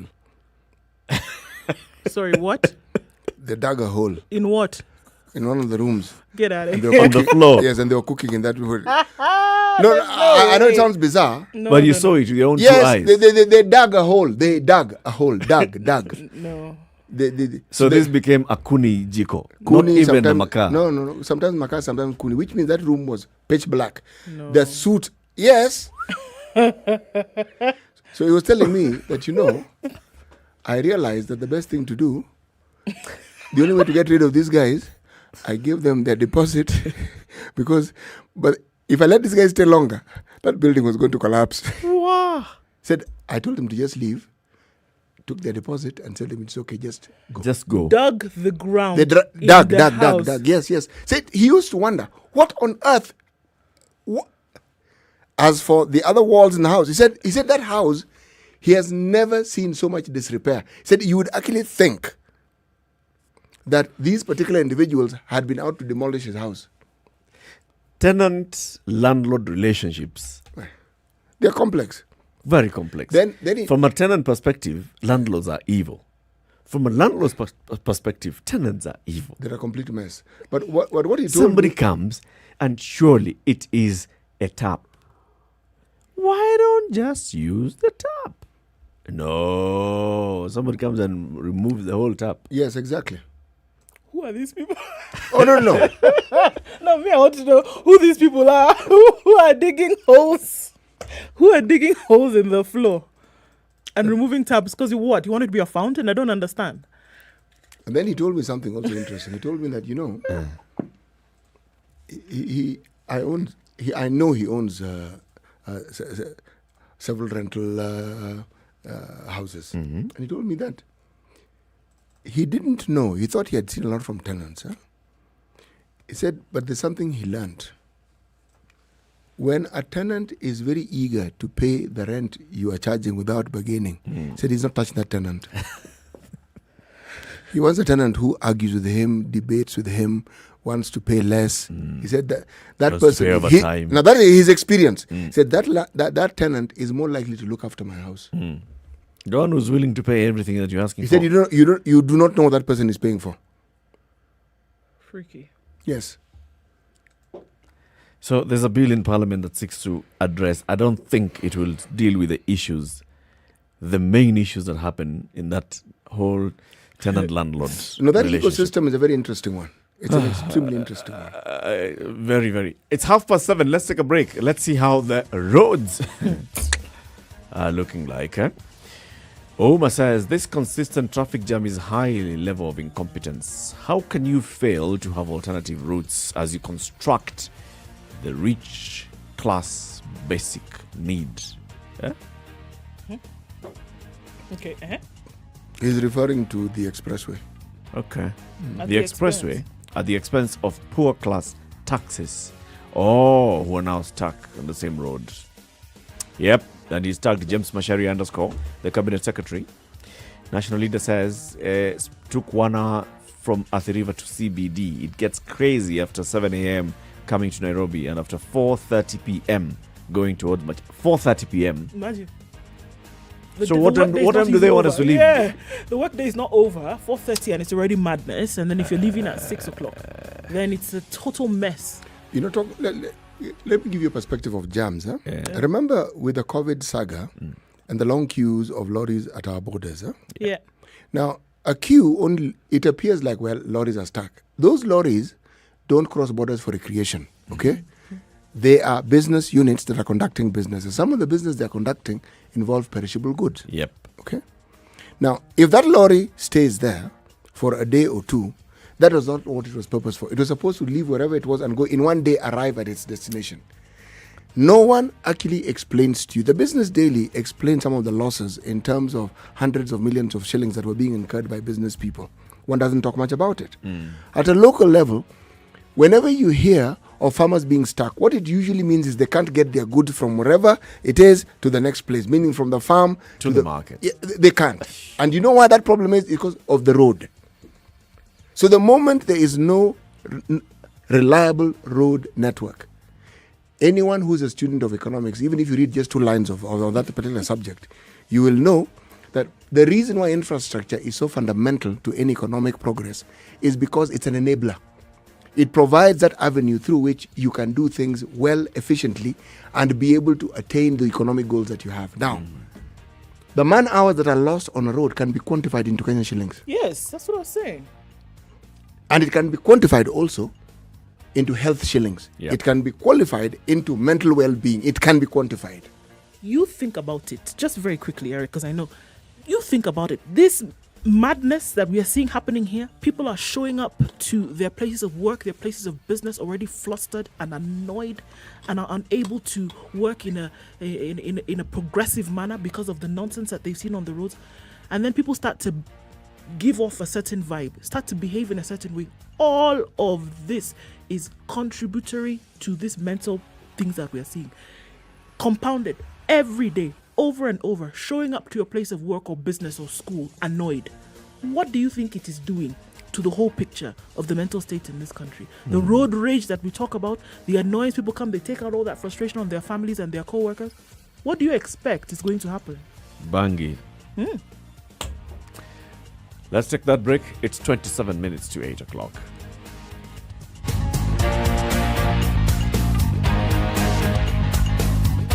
This is the Situation Room, the only way to start your day. Spice up your life. 24/7, around the world, non-stop. This is SpiceFM. Hello. Halo, umesikia? Nimesikia nini? Hujasikia habari?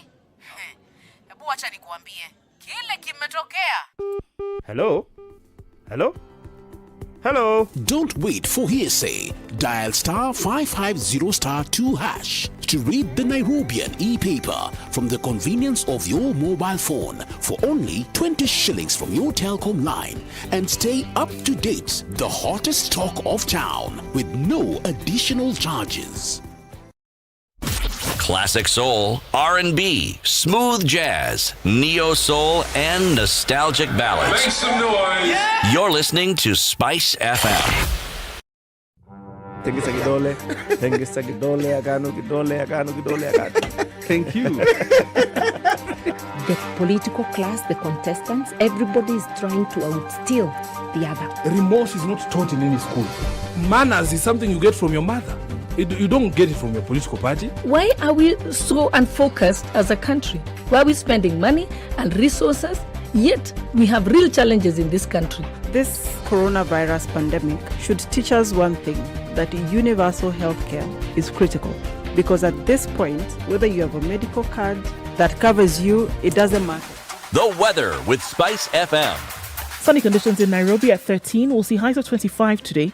It's also sunny in Nyeri at 12 with highs of 24. 25 will be the high in Nakuru, where it's sunny at 13. Looks like it's a sunny day across the country. 13 degrees and sunny in Eldoret.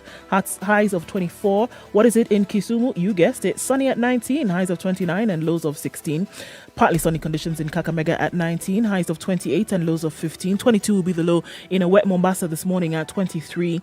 It's also raining in parts of Malindi at 24 with highs of 28. 26 will be the high in Kampala. Sunny conditions as well through and through into Dar es Salaam. Highs of 29 and lows of 21. Clear conditions at 13 in Johannesburg with highs of 22 and lows of 10. It's raining in Lagos this morning at 25 with highs of 29. It'll come back down to lows of 25. And Kinshasa is mostly cloudy at 23. Highs of 31 back down to lows of 23.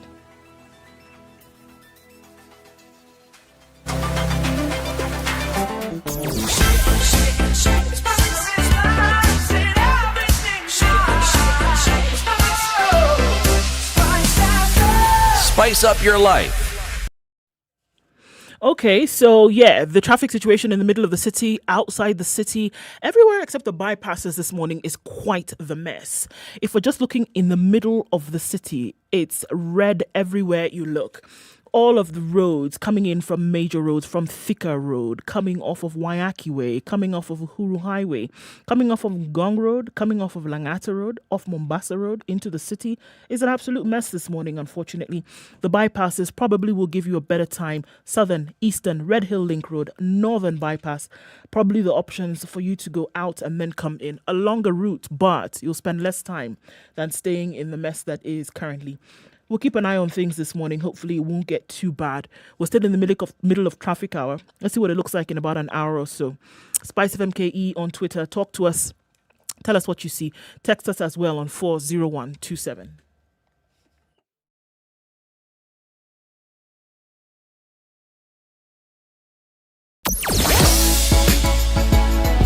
Sugar and spice and everything nice. Spice FM. Spice up your life. Mature, intelligent talk every morning. Spice up yourself.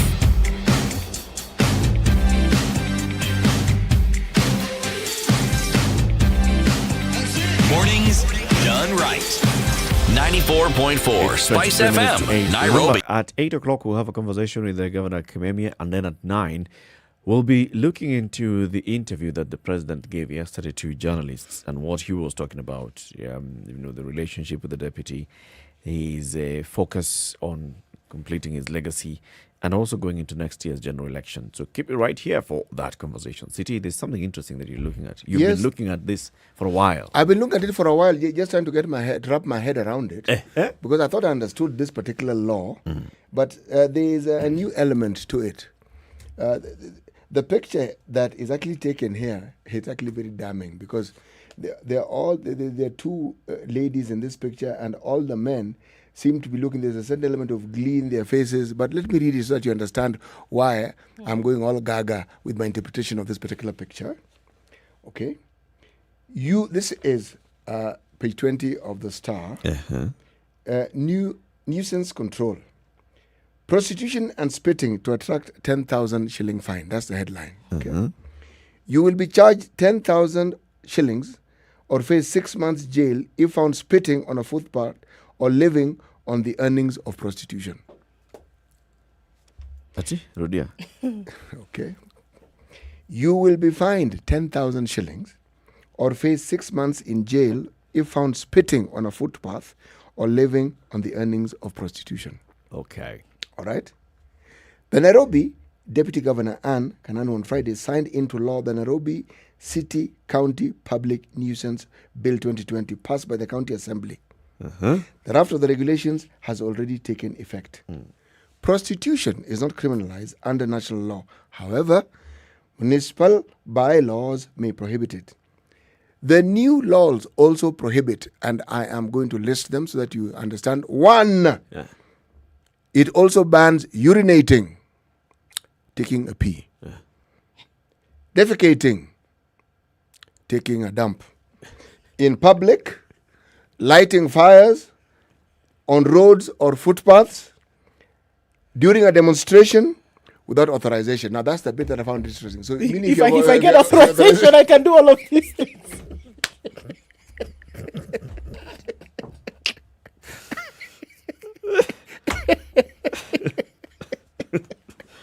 No, I don't think that's what they meant.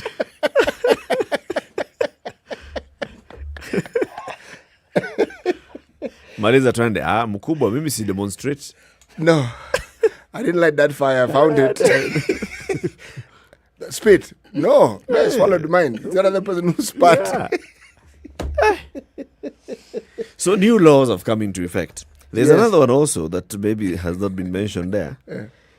If you blow your nose without using a handkerchief or tissue paper, 10,000 shillings or 6 months behind bars.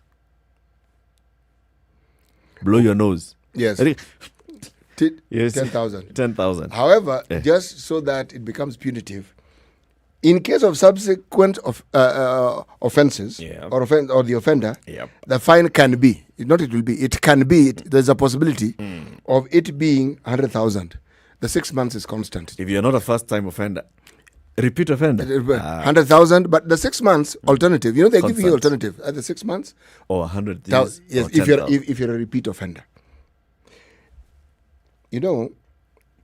This bill was sponsored by Ruta MCA James Kariba.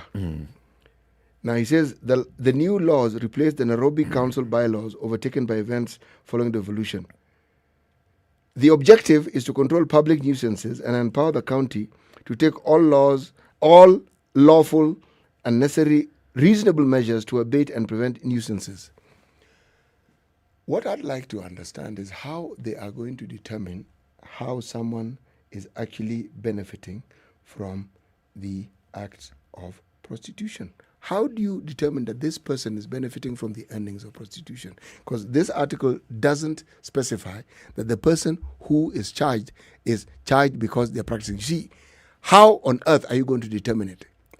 The previous bylaws by the county were specific in that they refer to act, the act of. Now, again, tricky. How are you going to determine this exactly? If you're a madam, you're running a brothel, and then they can prove to court that actually what you're running here is a brothel where people come in and they find people who are in the sex trade, then you're benefiting. It is true. That is one way of looking at it. But not everybody who is in that trade, most people... Or a pimp. You're the one who connects people. Yes. See, you are talking about a structure where somebody actually has a business entity. Yeah. But most people are single-use operators, meaning they know that the business model requires a certain business entity, and the entity is their body. Yeah. And they are the purveyors of that body. So how on earth are you going to pin it down? I think, that also, if you just want to throw mud into this water, if you run a lodging. As in boarding and lodging. Yeah. You could fall into that. Oh, if you run any establishment. You're a taxi operator. You could fall into that. And then you have carried somebody who has come from practicing or applying their trade. Yes. Yeah, because could you fall into that trap? Yeah, because are you then benefiting who is not a benefactor of all of this? Or beneficiary of all of this entire thing? But there's an entire industry, service industry. You talk about service industry. Apart from just the accommodation, the food and the drinking, there's transportation. Yep. It's part and parcel of it. And it thrives on this. Someone goes to a cultural establishment in the days before COVID, where it starts early evening and ends the following morning. They will require transportation home, isn't it? Yeah. So what are you going to do? How are you going to determine it? That's It will be difficult to determine. I really think so. Because then who is benefiting and who is not? Because anybody could argue that. Is this law open to abuse? The law is most certainly open to all manner of abuse. I have an issue, though, with this law and many others that the county authorities come up with. If you are telling me that the council is demonstrating the effort it's made to make sure that there is public toilets available across the city, so that you can say that if somebody has an urgent call of nature, this is where they could go to. There's a 200, 300 meter distance where they could easily go to. They can access this service. Yes. To access this service, then you can say, arrest the person who is defecating in public. If you don't do that, then you have issues. If you can demonstrate that you've put dustbins and waste collection points across the city, then you can say, do not dump. Do you remember, Eric, when we talked to some of the officials from the county government, they had a complaint that every time they put out those waste disposal units, what we call dustbins and the equivalents, people cut them away. Okay? Now, I understand that full well. It must be an expensive exercise. But the whole purpose of public service is that you ought to come up with innovative ways of either preventing it or ensuring that the service that is required is provided. That's the whole point. You don't provide one service and then say, we provided it, it was stolen, so now we're not providing it again. It doesn't work that way. You can't say that. It's like me saying, I've paid my taxes, I'm not paying them again. Yeah.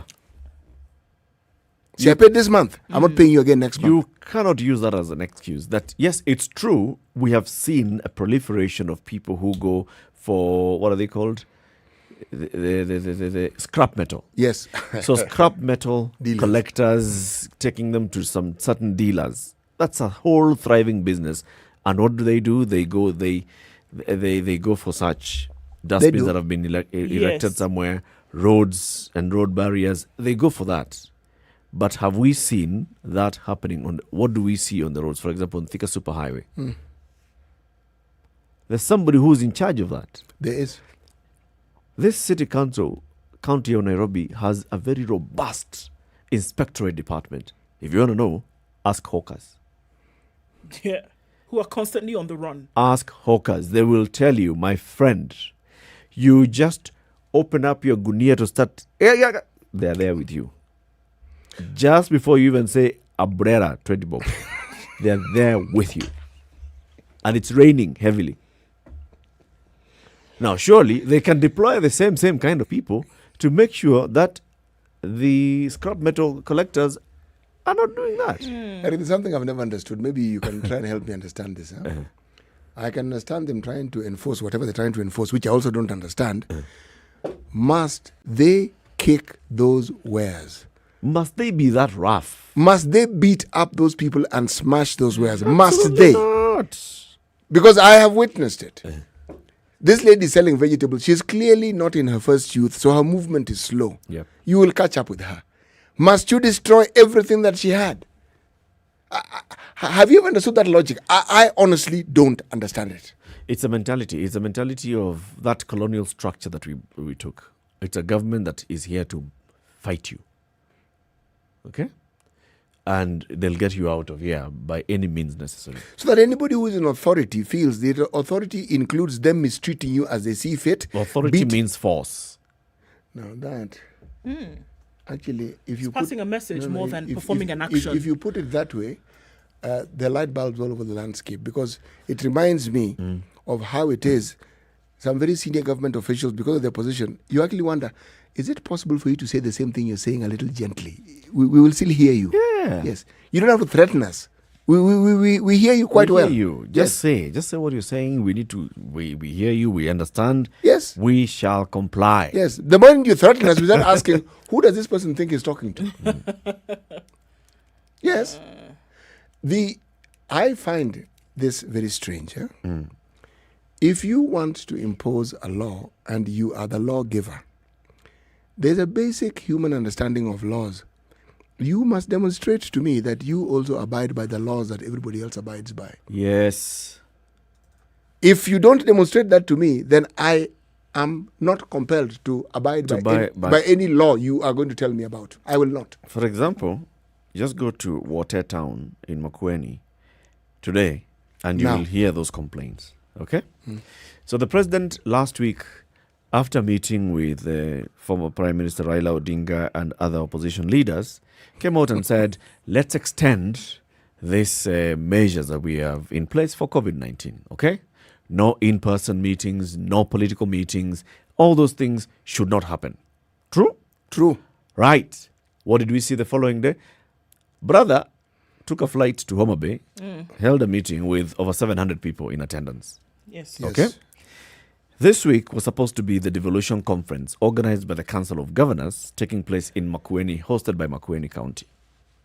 The Council of Governors, upon receiving this order from the president, they said, okay, so we were going to have our meeting. It was going to have more than 700 people. The conditions were everybody must come in there showing that they've been fully vaccinated. We're going to make sure that there are big tents, big grounds, so that we separate the people, maintain social distancing and everything. But the order has come, so we are postponing this particular event. Easy to say. Calls to compensate traders who had been contracted to supply goods and services at the 7th Devolution Conference have intensified. The last-minute cancellation has sparked an outcry from traders who are counting losses amounting to millions of shillings. Traders who had supplied and installed domed tents and hundreds of chairs at the venue were still dismantling them on Sunday. At Wote, the business community counted losses on Monday, the day that they were expected to make a kill from this. Christine Muthui, who's a trader in Wote, says, we had already bought all the perishable foodstuffs from Nairobi and put our catering team ready by the time the Council of Governors announced the cancellation. She said she had taken a loan to prepare for the conference. How do we recover our money? Makueni Governor Kivutha Kibwana asked the conference organizers to hurriedly establish a mechanism to ensure those contracted to supply goods and services are compensated. David Masika, the proprietor of Kyosombunguo Hotels in Wote Town, Kyosombunguo Hotel in Wote Town, where most of the dignitaries had been booked, said he had suffered at least 10 million shillings in loss. Most of the beef, chicken, fish and fresh fruits and vegetable suppliers had already delivered. Although the costly renovations we did will remain, the food will go to waste because we had cancelled other bookings in the wake of our engagement with the Council of Governors. All those contracted to provide meals had mobilized expensive equipment, foodstuffs and catering teams. By the time the conference was cancelled, we have lost at least 30 million shillings. This is what Anthony Ngunga, who's the chairman of an association of caterers and hoteliers in the region, was saying. 30 million shillings. Just imagine food, perishables, meat, fish, chicken, vegetables, all ready for this major event. The thing that I consider positive, though, is that the Council of Governors actually took a step in the right direction. They led by example. Yes, there is a flip side of it that is completely negative for the traders. But that they said, no, folks, under these circumstances, let us not meet. I personally think that is a good thing. Because following from that, I was looking at the Star and I'm looking at pictures of a birthday party. The governor of Machakos had a birthday party. For many people, it is business, it's life, and it's back to normal. And you hear people telling you, but I have had 2 vaccinations. This thing is not a cure, for heaven's sake. Even as we talk of vaccinations, we are hearing of rising stories of many people in countries where they've vaccinated a very large number of their citizens, bed capacity being occupied by people who've received their vaccinations. It's not a cure. It's a prevention. It helps you avert the possible dangers of COVID. And this is where now that power of example comes in. Yes. Because if the leaders do not lead by example, you have to tell me that woman who says she had already bought the vegetables from Nairobi and had come. And then she's seeing Homa Bay, there's a meeting. She's seeing Nairobi, there's a birthday party. She's asking, what are you talking about? Is it the same disease that we are talking about that's affecting people? It won't affect them in Makueni, but it will affect them in Makueni, but it will not affect them in Nairobi and Homa Bay. Yes, and they see delegation after delegation going to Karen. Yes. And they're asking, wait, are we in the same what country? are these people talking about here? Are we in the same country? The simple Mwananchi who you see queuing is literate, they can read, they can write, they understand, and they're educated. You tell them wear a mask, and he's saying, this mask costs money. What you're doing guarantees I can't earn what I'm earning. And you keep insisting, and you are going about your lives as though nothing has happened, as if this COVID is happening in some other country. I've undergone a loss. There are people, you can understand, for example, this hotel proprietor, he had gotten an order from the Council of Governors. Unconfirmed. There's going to be some compensation. Okay? There you can, there's likely going to be some compensation. However, there are other people who are just looking at, there's a business opportunity. There are going to be very many people here. I do not have any order from the Council of Governors, but I expect there are visitors who will come. So I'll spruce up my restaurant. I'll spruce up my lodging. I will buy extra food. I'll be ready. These people will be wanting to eat, to drink. They'll be wanting some entertainment. I am ready for the business. And that's the whole idea of taking the Devolution conference to these various counties. Yes, it is. It is to spur economies of those counties during that 1 week. That's why all these public holidays that we have and national days are now going round. Yes. Do you know what is of interest? It wasn't mentioned when we had that very lovely lady who had been in the Ministry of Sports. Part of the reason why, if you look at the organizations that look for venues to take international sports, there are many things they look at. Yeah. We happen to also have the accommodation capacity. We do. Yep. Do you know, remember I mentioned to you that I had a friend visiting from the US and the hotel he had been booked into, he had to go elsewhere. And the reason why, literally every hotel, when we had this competition of the under-20s, was full in this city. Now with governors, you hear governor, deputy, county secretary, and a retinue of other officials. Yep. All descend on that place. Yep. And there are 47 of these people. Multiply that gently by, say, 5. Just so that... Gently. Gently by 5. And then there are others who know that since these guys are here, the business community who do business with them. And others, state agencies, development partners, you'll find UNDP has a delegation there. Right. You'll find any other organizations of delegations there. State agencies have delegations there. Many people. The government actually descends in water.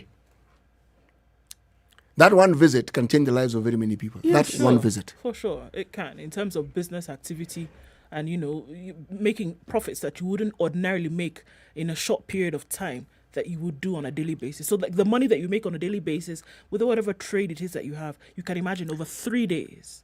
By the way, what it would do for it's your not just business. water. Every other area that surrounds water will benefit. Water could not have accommodated those people. Yes. They would have come to Machakos. Yes, from you've the got Safari it. Rally, Yep. people who had no business for the last 12 months, in 3 days, ran out of stock, had to ply between Naivasha and Nairobi to get more of what they needed. This is what happens when you bring activity to an area. It's clear that that's what happens, And then now, I never understood this until I saw one such conference taking place in Kisumu. I thought it's Kisumu. Homa Bay benefited, Machakos, The Devolution Kakamega. Conference. Yes, Kakamega benefited, Vihiga benefited. There was no accommodation in Eldoret Kisumu. benefited. People were sleeping in Eldoret. Yes, and, then and going driving. to Kisumu. Coming to Kisumu for the meetings. Yes. So, it's a big thing. It's a big multiplier. And when you see now, when people like this see, Safari Rally was held. Okay. Safari Rally, yeah? Devolution has... Okay. What do you think goes on through the mind of such a person? Because people don't conduct business for recreational purposes. No. It's livelihood. It's not bread and butter. It's maize and beans and porridge. Okay? It's basic sustenance. Now, the moment it doesn't happen, all you're doing is you're exacerbating that negative narrative that brings about and festers and fosters and then festers to mistrust. It's true. Indeed. We're coming up to the top of the hour, 8 o'clock. So, yesterday, the Council of Governors Legal Committee met under the chairmanship of Meru Governor Kiraito Morongi, and they were looking at the outcome of the Court of Appeal judgment. And they felt, well, Devolution is likely to have lost in this flop of the BBI. And they feel that there's something that can still be done to rescue some of those gains that had been in the BBI amendment bill that could still be pushed through Parliament. They'll talk about equitable sharing of national cake, equitable share and other financial laws. They talk about the equalization fund coming into effect, composition of the Commission on Revenue Allocation, and others. And they say, well, maybe we could still pursue how these could still be realized. The Deputy Vice Chairperson of that committee is the Governor of Nyandarua, Francis Kimemia, will be joining us in the next hour. Good morning. It's 8 o'clock.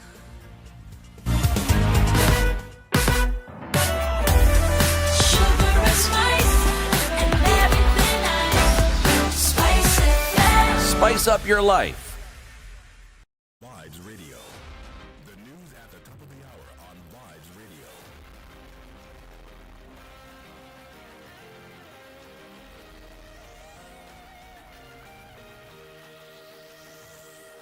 Good morning. This is the Newswire. I'm Leah Ubaga. President Uhuru Kenyatta says that he respects the Court of Appeal's ruling on the BBI. He also says the BBI ruling wasn't a loss to him, but also to the nation at large. It was not about who was going to be president, who was not going to be president.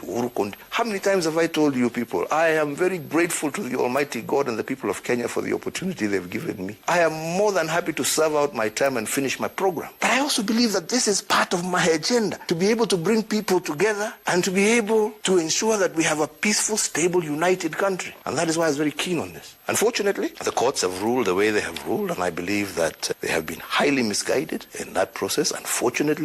He further said that the passing of the BBI wasn't meant to endorse ODM leader Raila Odinga's presidential bid, as Raila was already on the ticket even before the BBI came up. I was hearing some people say, this BBI is to propel Raila Odinga. Raila Odinga declared his presidency with or without BBI, and he's still on the ticket. BBI has nothing to do with his candidacy. BBI has nothing to do with Uhuru wanting to continue, because there is no clause in BBI that says that the incumbent president is going to continue for another 10 years. There is no clause. This is all propaganda and hype that is built around to poison the people's minds. Crocs in Jubilee administration seem to have reached a crescendo after ICTCS Joe Musheru launched a blistering attack on Deputy President William Ruto. The soft-spoken CS scathingly attacked politicians whom he described as a proverbial wolf in sheepskin and snake oil salesmen out to hoodwink the youth and the church to gain political power. Every day we have conversations. They are suffering, but they are being cheated every day by people, and they are being cheated, and really it's not fair. So that's why I'm actually angry, and I'm saying, humanity, people must know the truth. And this thing of using God, God is the one who has said this, God, where? We are here at a church place, so I feel protected by God because what I'm saying is the truth.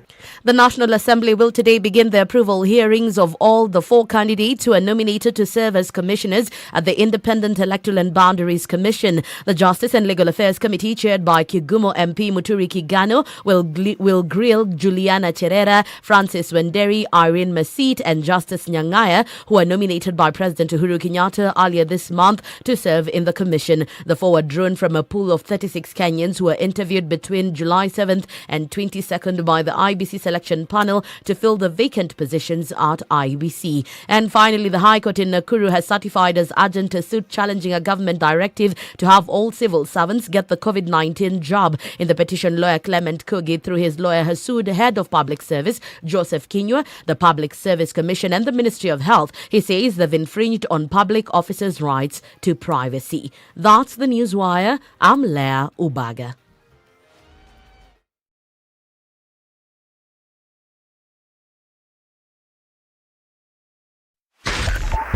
.5 Spice FM, Kisumu. Still hot and heavy on most parts of the roads in Nairobi this morning. Take a quick look outside of the county into Mombasa. It doesn't look too bad. Getting into town, though, however, inbound into Mombasa town, there's a slowdown of traffic. And we're also looking at coming in from Mariakani, a bit of that issue, getting then into the town centre, but not too bad. KFS says 3 ferries up for service this morning. Use those and don't forget to pay via M-Pesa *712#. You can't use cash, remember that. All right, let's come back into the city of Nairobi and then go out west, going out in the Naivasha Nakuru direction, out then towards Kisumu. Not too bad this morning. No reports of major traffic at all. Back into Nairobi, totally different kettle of fish. So quite a lot of traffic as you're connecting from Langata Road to Lusaka Road out towards Aerodrome. Uhuru Highway through and through, in and outbound, is a problem, as is Mombasa Road. The ICD route looking good, but a lot of traffic there as well as folks try to then connect with the southern bypass. Heavy traffic on Thika Road today, coming out into the city, especially right there at the Pangani underpass. So that's one to watch out for. Within the CBD, heavy mishmash of traffic, as well as Jogo Road. We'll keep an eye on things. We are in the middle of traffic hour. Let's see what it looks like in a short while. Help us out here to navigate these waters. SpiceFM KE on Twitter. Text 40127.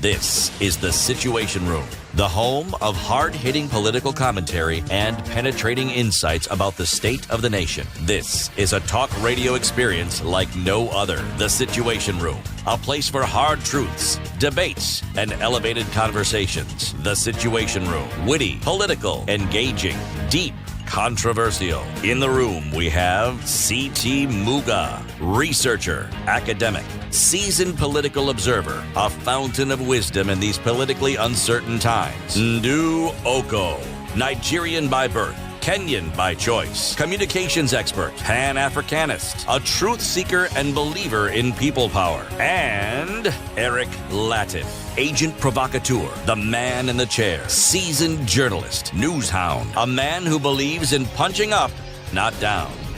This is the Situation Room, the only way to start your day. A very good morning to you. Wherever you're tuned in, we live stream the show online, SpiceFM KE, YouTube, Facebook, Twitter, and our website, www.spicefm.co.ke. We're also live on SpiceFM around the country, Nairobi, Mombasa, Kisumu, Nakuru, Eldoret, Nyeri, and Malindi. And for the next 1 hour, we're also live on KTN Home. Are you stuck in traffic? Were you stuck on Mombasa Road yesterday?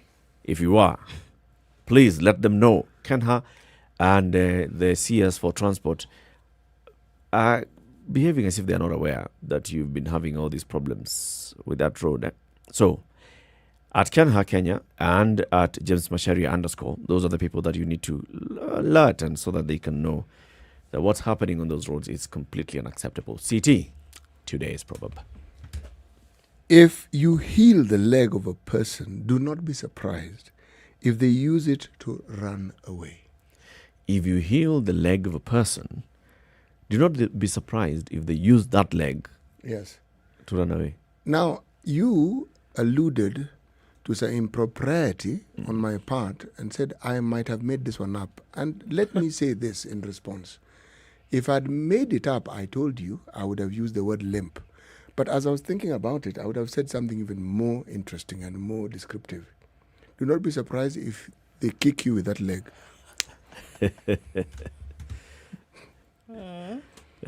That, if you had heard that, you would know this man is embellishing this thing. This guy's just gone and created this thing, whatever it is, he creates his proverbs.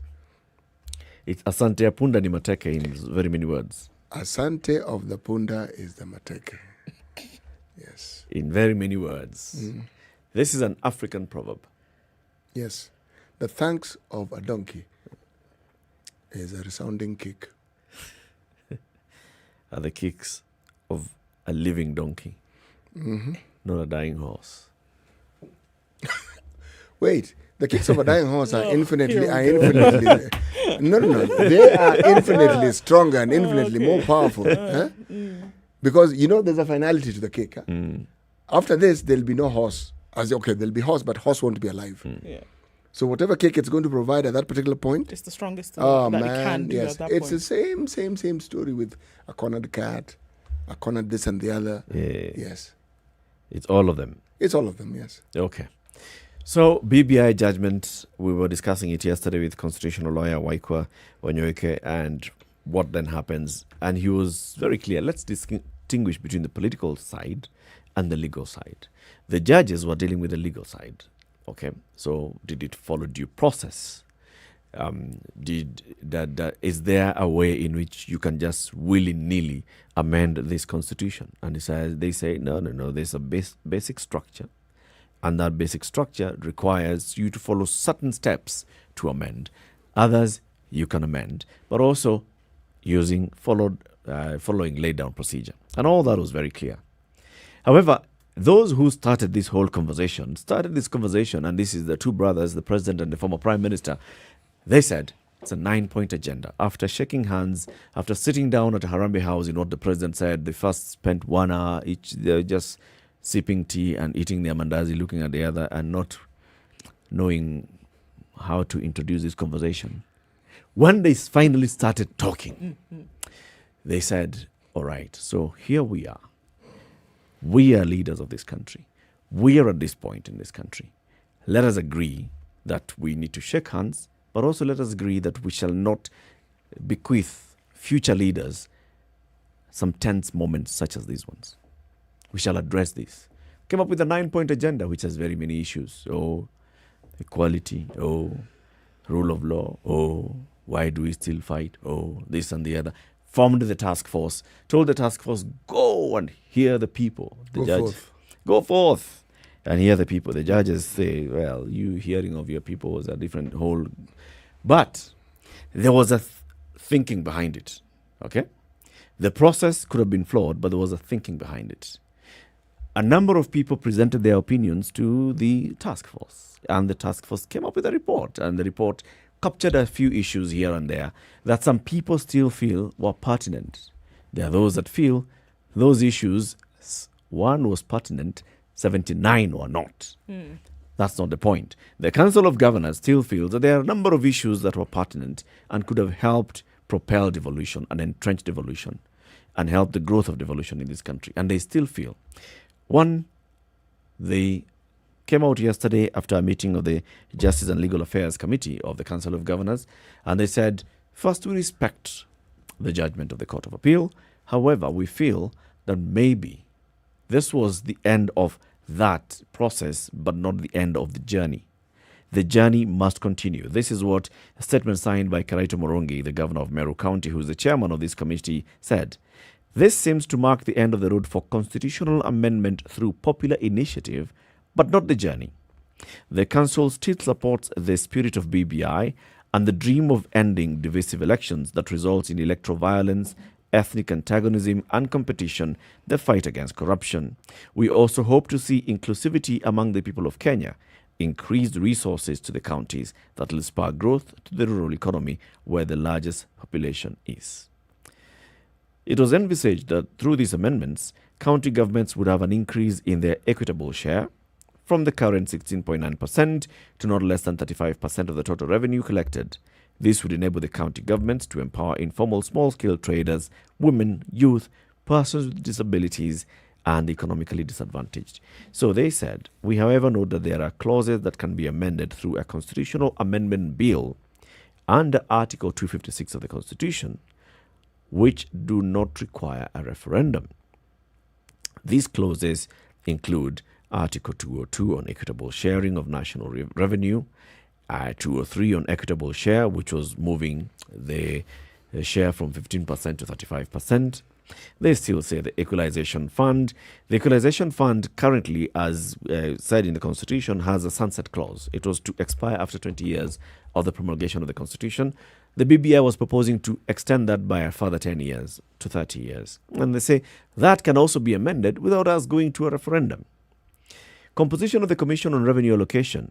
The provision was seeking to reduce the number of members nominated by political parties represented in the Senate from 5 to 2 so as to balance representation of both houses.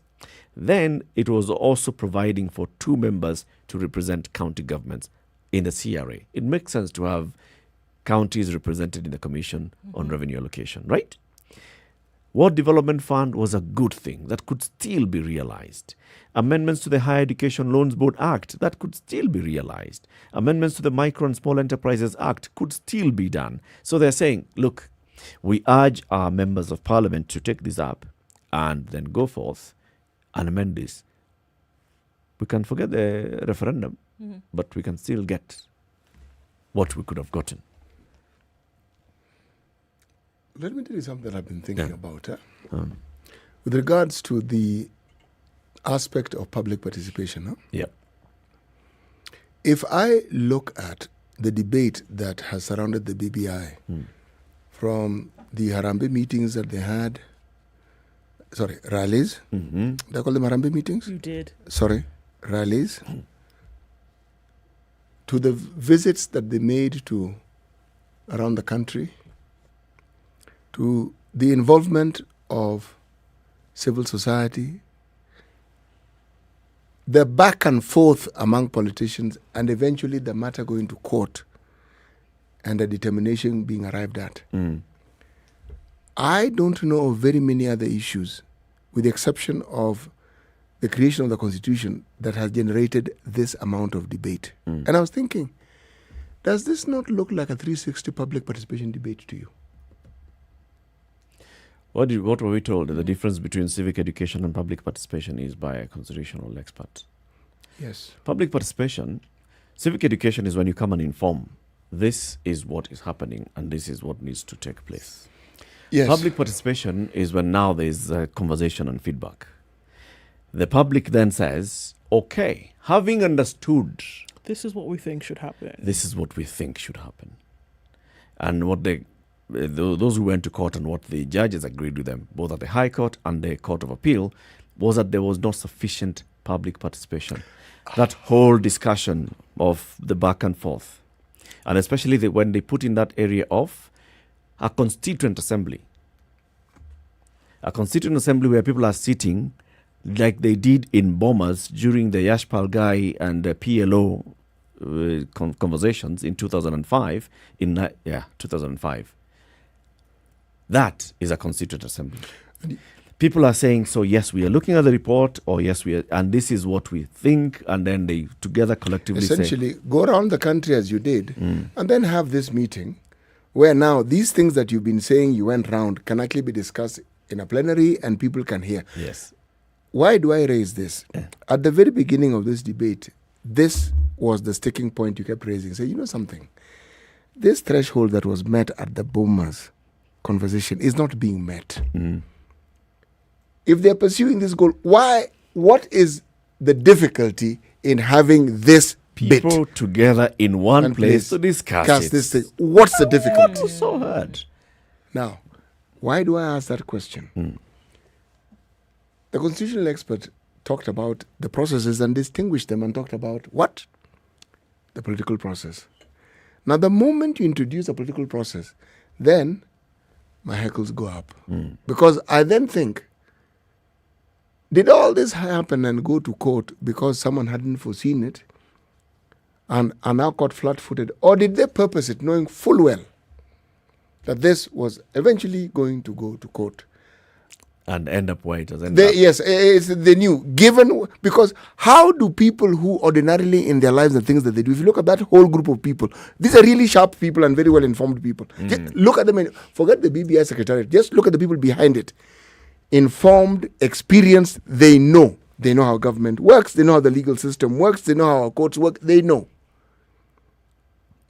So, the question that I've been asking myself, did they understand you set this in motion, have these big rallies, not fundraising. Why do I keep going to Harambee? Me and my mind. In the end, this thing is going to end up here.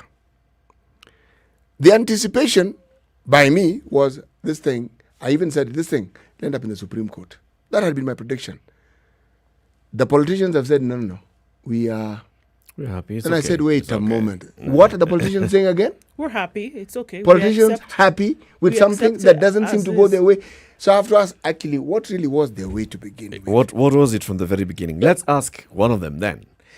The governor of Nyandarua, Francis Kimemia, joins us on the line. He's on the phone. We'll not be able to have a video call with him, technical issues, but he's on the line. Good morning, Governor. Oh, good morning. It's good to have you on the show. Welcome to the Situation Room.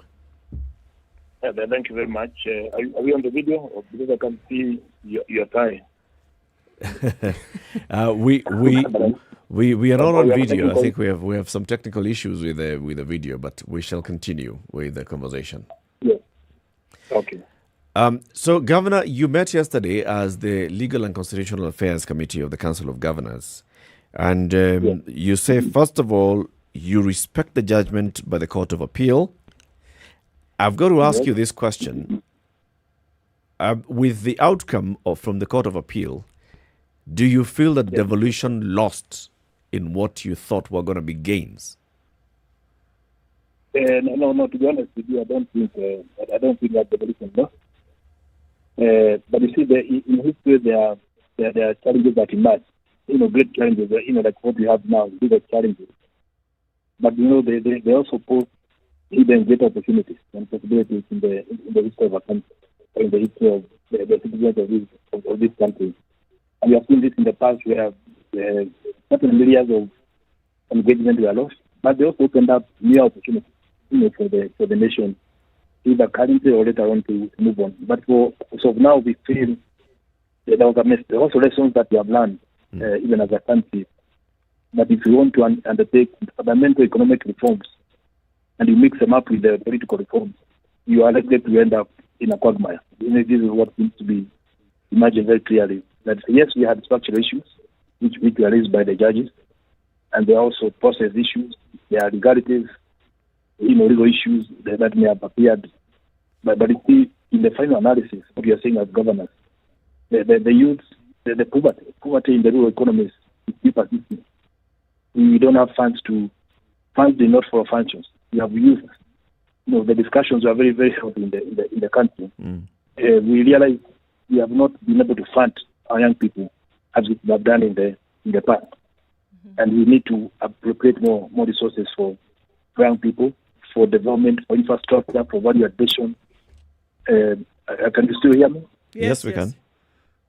Yeah, so these are fundamental issues that have emerged. And when we look at the BBI documents, we're able to sift out or come up with issues that don't require referendum, and that are already approved in Senate and also in the National Assembly. So why not then take advantage and empower the rural economies, because they cannot wait for future political reforms, which will be coming whatever time they come up. But you can really quickly be able to seize the movement and get wins for the rural economies.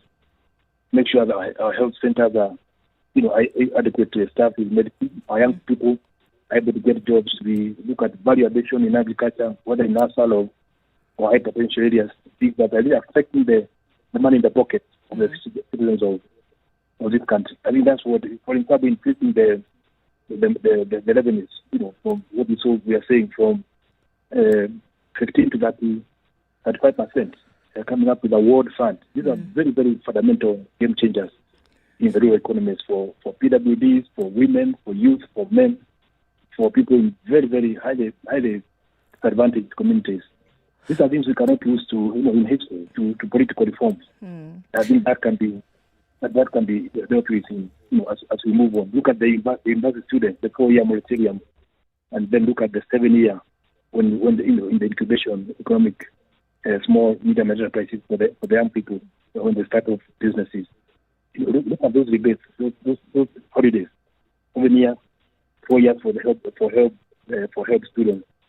These are very, very important issues, and you could see the youth commission, and also getting the youth to also put in a voice.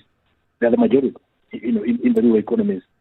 I think these are fundamental reforms that we cannot afford to lose, with or without the BBI, because they're not BBI. I mean, poverty is not a BBI issue. Sure. Even as you say this, Governor, even as you say this, these are issues that were emerging and that were serious issues even before the BBI conversation took place. Yes. Now, even with the said collapse of this initiative after having come from the court judgment, is it now that there is an increased fervor to deal with these things, or we're saying, all right, let's cut our losses and see then what it is that we should be able to do with this judgment having taken place in the manner in which it did? Is it not something that should have been dealt with, whether this initiative came through or not, and that everybody around the country should have a hands-on approach for the things you talk about: education, poverty, business for young people, entrepreneurship, and things like this? Isn't it actually what Devolution should have been sorting out with or without this initiative? You are very right. And if you look at the minutes, whether at the national summit that we normally meet with the national government carried by the president, or in our own COG, look at our COG discussions.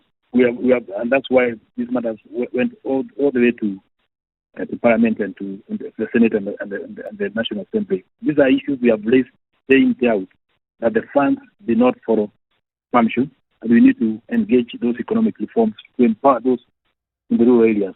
We need to be empowered, especially young people. And by young people, we're not just talking about people up to that 5 years, even up to 40, 50 years. These are people with young families. These are the most critical age.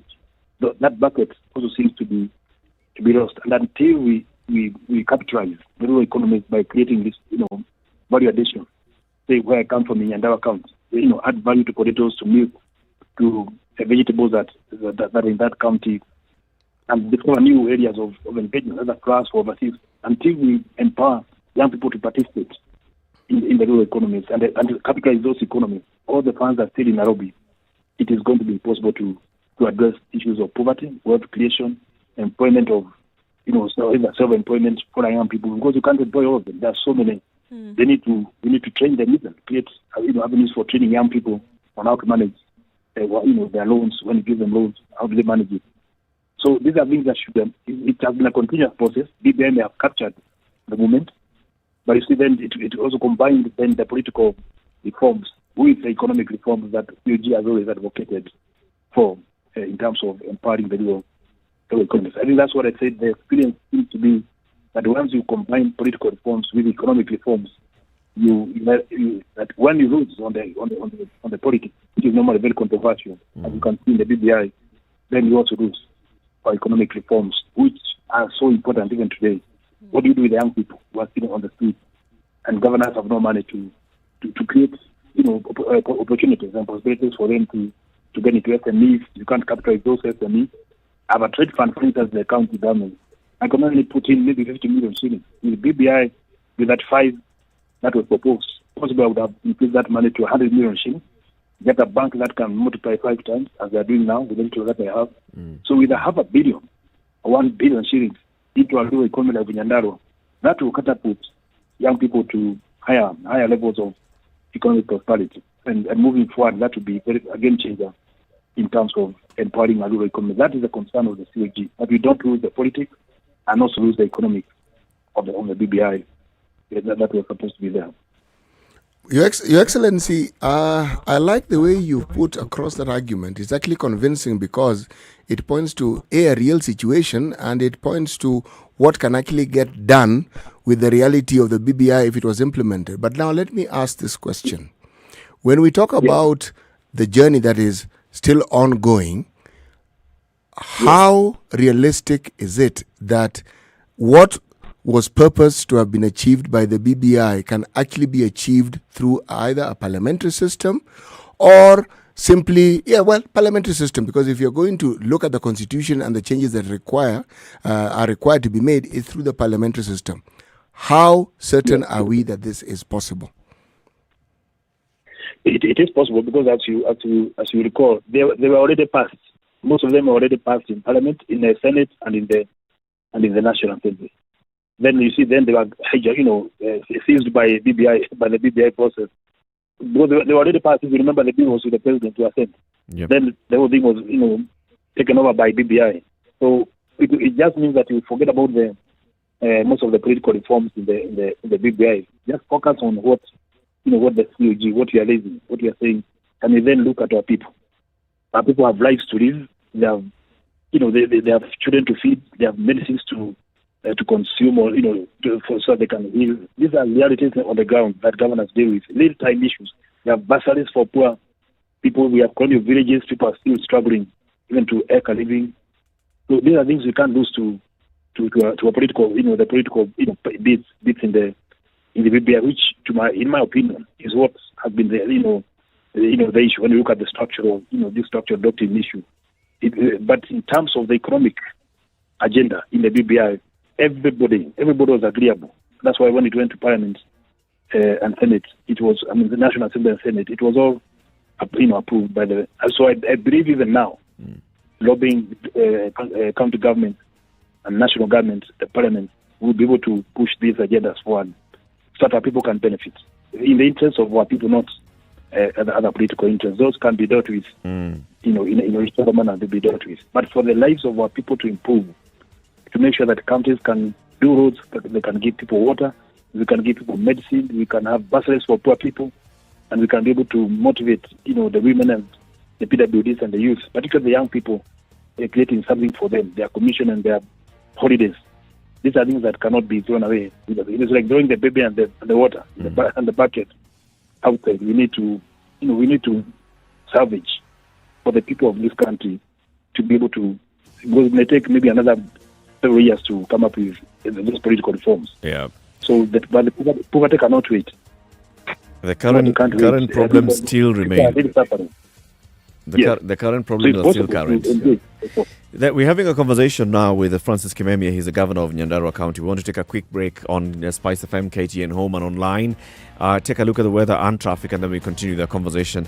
The Council of Governors is saying, look, yes, we have seen what's come out of the courts, but all is not lost, and we should not allow everything to get lost. There's still some that can be salvaged. The economic side of things, the issues that we're talking about, increasing funding to the counties, seeing the benefits that can be accrued for the youth, women, persons with disabilities and others should still be safeguarded, and they are calling on Parliament to take this matter up. Let's take this break at 8:30. Kenya's biggest conversation continues.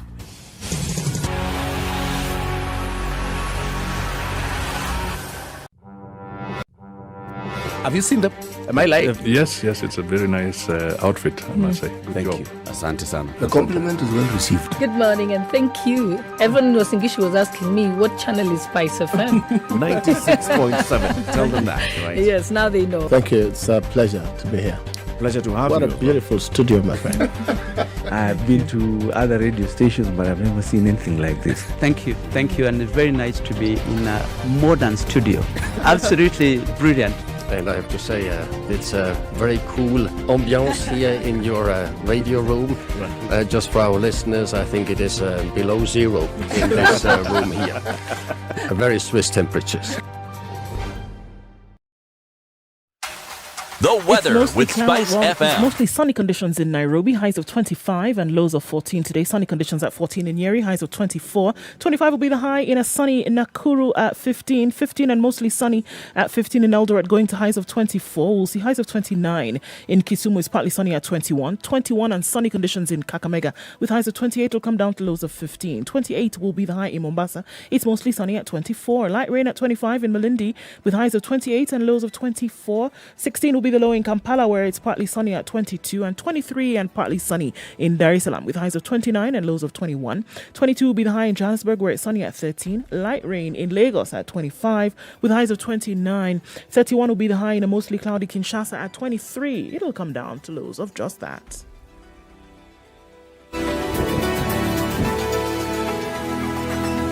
SpiceFM. It's getting hot in here.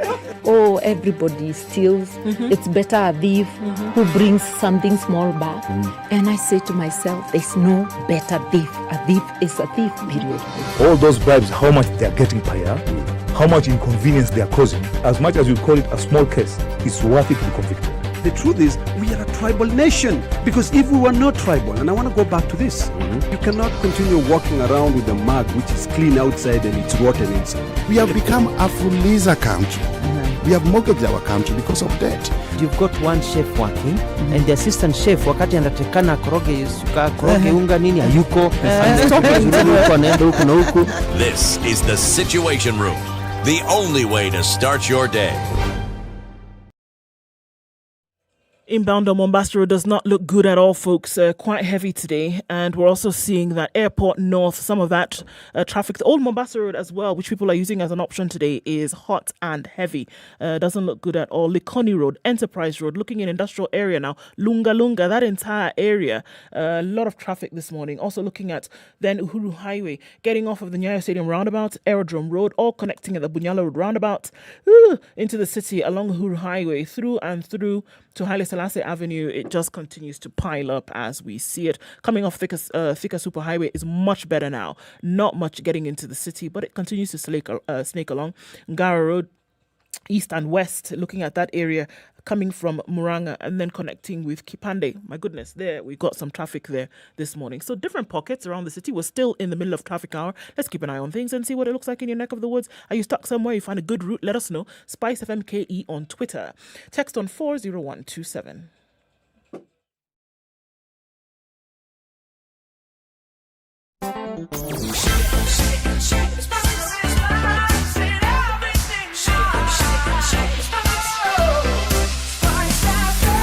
Spice up your life.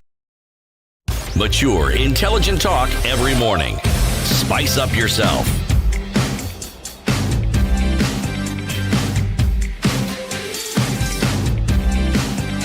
Mornings done right. 94.4 Spice FM. Kenya's biggest conversation continues. In the Situation Room this and every weekday morning is Eric Latif, Ndu Oko, and C.T. Muga. Joining us on the line this morning for a conversation on the BBI is the Governor of Nyandarua County, His Excellency Francis Kimemia.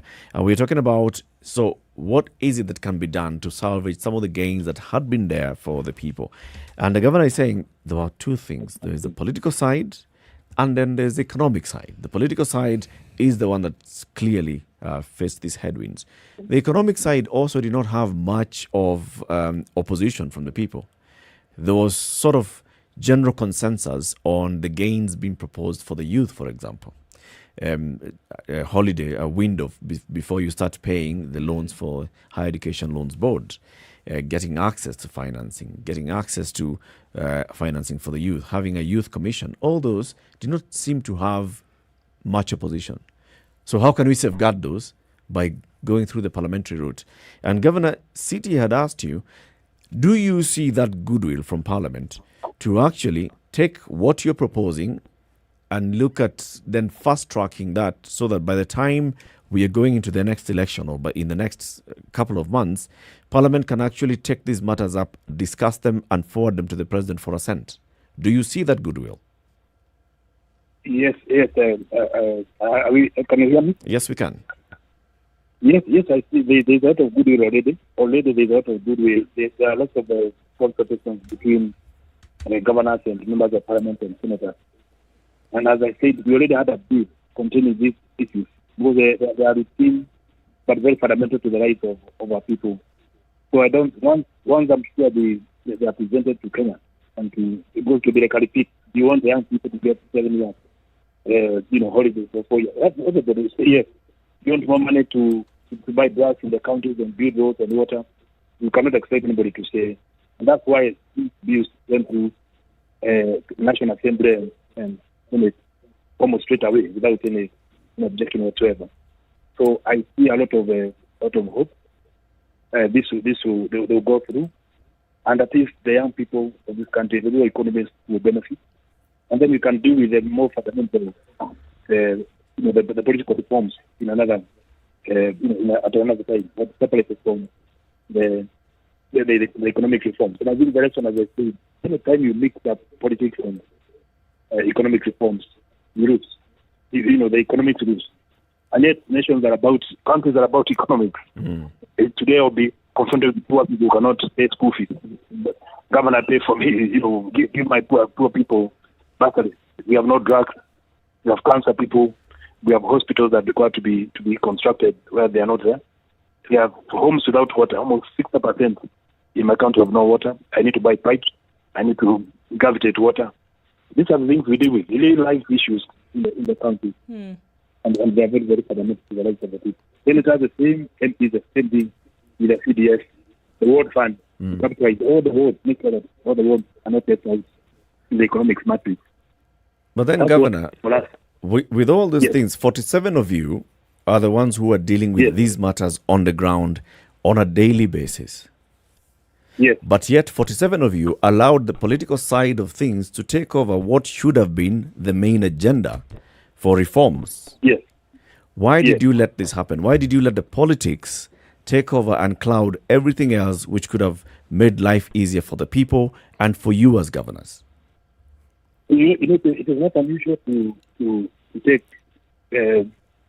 economic reforms and political reforms together. It's a risk you take. And this is a risk that was taken. It's in court and the 2010 Constitution, which I was part of to actually see it from Muthui. We also have economic reforms and economic institutions that we put in the Constitution. It went through. This one was supposed to sabotage overturned by the code. Overturned by the code. I like the earlier word you used. It's more descriptive. Whichever comes, it doesn't matter. But for us, in terms of the economic agenda, then we find the code should have said these ones don't. They should also learn to know that this country has politics and socio-economic aspects. We cannot wait for politics. They should have been able to say the economic reforms, empowering young people and women and disabilities and men of this country. Those, but the structure, those things are there. Then those ones could have been separated from the things that really matter in the lives of our people. I can assure you these are very, very hot issues and people are very concerned that they're going to lose money to help them get water, get medicine, get young people onto the, now the drinking is on the rise, crime is on the rise, corona, and that people jobless. That 5% utilize properly without misappropriations or corruption is money that can really transform our country. 2 billion added to account, I was getting 4 billion in Nairobi. That's money you can't even imagine coming to the county. Governor, you talk about this, and it is clear that one of the bottlenecks to a lot of this development then is the money, it's the funding. And even as much as you say there is political goodwill, or rather, let's just remove the political, if there is goodwill to have this done, and the money then is not flowing through, then there's a problem. And even if now you're saying we're making a promise to the people that these things will actually start to be addressed, you actually don't have a handle on it if you don't have a handle on the money. And in as much as there can be goodwill from this caucus of governors, for example, when we're talking about devolution and bringing this development to the front step of the people, how then will you be able to have this done if the bottleneck of the money is not sorted out? It's a very good question, and it addresses the ethics of all the leaders of this country. You see, now people now realize, everybody realizes, all of us. I was in the national government. I never imagined I could be in the rural areas. All these people who have the money in Nairobi, you see, my colleague, our colleague, the minister, in the national government. Tomorrow there'll be, after general elections next year, they'll also be in the county, looking for water, looking for better roads. So all of us are retiring to the county. So we have, if you look at some of the ministries, the ministry has more money than all the countries put together. One ministry says all the water for money. One ministry has more money than all the countries. How do you explain this? And the people in the rural areas. So there is that realization in our bureau that if you ignore the county, all of us are ending up, and Corona taught us that we shall all end up in the villages. And villages have become now very attractive. They have power, they have tarmac roads. They're no longer the traditional villages that we knew, full of mud. And they are now urbanized. Those urban centers, say Nakuru, look at Opalau, or Nakuru, or Nyeri, or Kakamega. These are Kisumu. These are cities, Mombasa in their own right. Even Mandela, that used to be, I was there almost 40 years ago. It's now a whole town with tarmac. So everybody now believes that you better make counties the centers of economic development to improve our GDP. You can't do GDP in Nairobi alone in the ministry. You have to do it with the people, with the county government, empowering the people, young people, all the voters are in the county. So it doesn't make sense for funds to remain in Nairobi and functions to go to the counties. I think that I believe is something that is changing. And that's why you find CSs want to become governor, the senators want to become governor, everybody wants to become a governor or senator and MP. So there is that shift, ideological shift, even in terms of economics, that let's empower the rural economy. And that's how this country will. Let investors go to the country. That's how you build the GDP of a country. Not the other way around, not concentrating in the resources in Nairobi. Your Excellency, you mentioned something that I found interesting, and I'd like you to expound on it. This is with regards to marrying politics and economic development together. And if I quote you rightly, you said there is a risk. But risks normally are encouraged or are buffeted or are moved forward by the possibility of benefits. What are the political benefits that you as governors saw in the BBI? There are many. There are many, and they're fundamental. Number one, this issue of inclusivity. Inclusivity, that when you look at the Jubilee government, which I am a part, I'm part of, people imagine that this is a government of two communities, Kikuyus and Kaliji. And then of course they look at the composition of the ministers and so on, including other the opportunities of that an MP can also be appointed to become a minister, or an MCA can become a CEC, which makes the government very, very dynamic and very participatory in terms of carrying the interests of the people into the assemblies, into the parliaments, which is currently not there. But even in terms of expanding what is, because we are still very tribal, and it's good to be honest. Anything there's an appointment, people ask, oh, where does it come from? They are not asking for whether it comes from Kakamega. Is he a Luya? Or is he a Kenda? Or is he a Kikuyu? Or is he a Luo? We are still very tribal. Our mindset has not changed. And so when you see the president and deputy, you think, but if you expand that, and people thought that would be very expensive. It is not, because I worked in I committed the Mukate, the Mukate government, where you are president, prime minister, deputies, and so on. And somehow, people would say, yes, we have, mainly all the large communities were represented there. So that issue of inclusivity. And we also say, even in terms of appointments, when it comes to appointing ministers and PSCs and heads of assessors and senior positions, whether in the judiciary, in parliament, or in the bureaucracy, in the executive, we make sure that every community fits in that equation. So people can, we start seeing a government that is all inclusive. That was a very, very fundamental change that we're going to shift in that structure, the structure of the organization of government. We saw a lot of opportunities in terms of a now inclusive government, and then eliminate the issue of this post-election cycles year in, year out, because we perceive that this president will come in and empower his community or his tribe, so that the president doesn't become the center of economic resources. Once the resources go to the counties, the focus will go to the governor now. What kind of a governor do we have? Not the national president can do with security, they can do with the national issues, they can do, but the resources are in the counties with the people. I think that was going to be a very fundamental shift from that 5 posts, but then move to 50. Let the president deal with national issues, international boundaries, in the national security or national security, national interest, the security, but leave the economics to, the grassroots, leaders that every county competes on the competitiveness of the leaders that they are put in place, as senators, as governors, as MPs, and whichever position they are going to. And I think we are still going to link things. I know the issue of budget. Yes. We are still going to say, reduce the salaries. Reduce the, make sure that we don't exceed a certain amount of the national resources. Build, say, 30%. Development must take either 30, 40. The rest is up to you. If you increase the bureaucracy, then reduce the salaries. We are among the highest paid, bureaucrats and members of parliament in this country. So why not, work on the salaries, but get every Kenyan feeling that we have a PS, from Turkana, we have somebody from Bokot, somebody from Lamu, somebody from Mandela, somebody from Mount, the mountain here, from Western. Everybody feels they're government. And unlike the current situation whereby maybe the two who form the government next year, if that becomes the matter, the case, then that becomes the government of those two communities. I think that is still going to be a major issue, as we move on in this country. And I'm saying to be addressed in the future. The issue, of course, the one-man representation, one man, make you start every vote count. Why should one MP have 1 million people, another one has 20,000 people, but they get the same amount of money?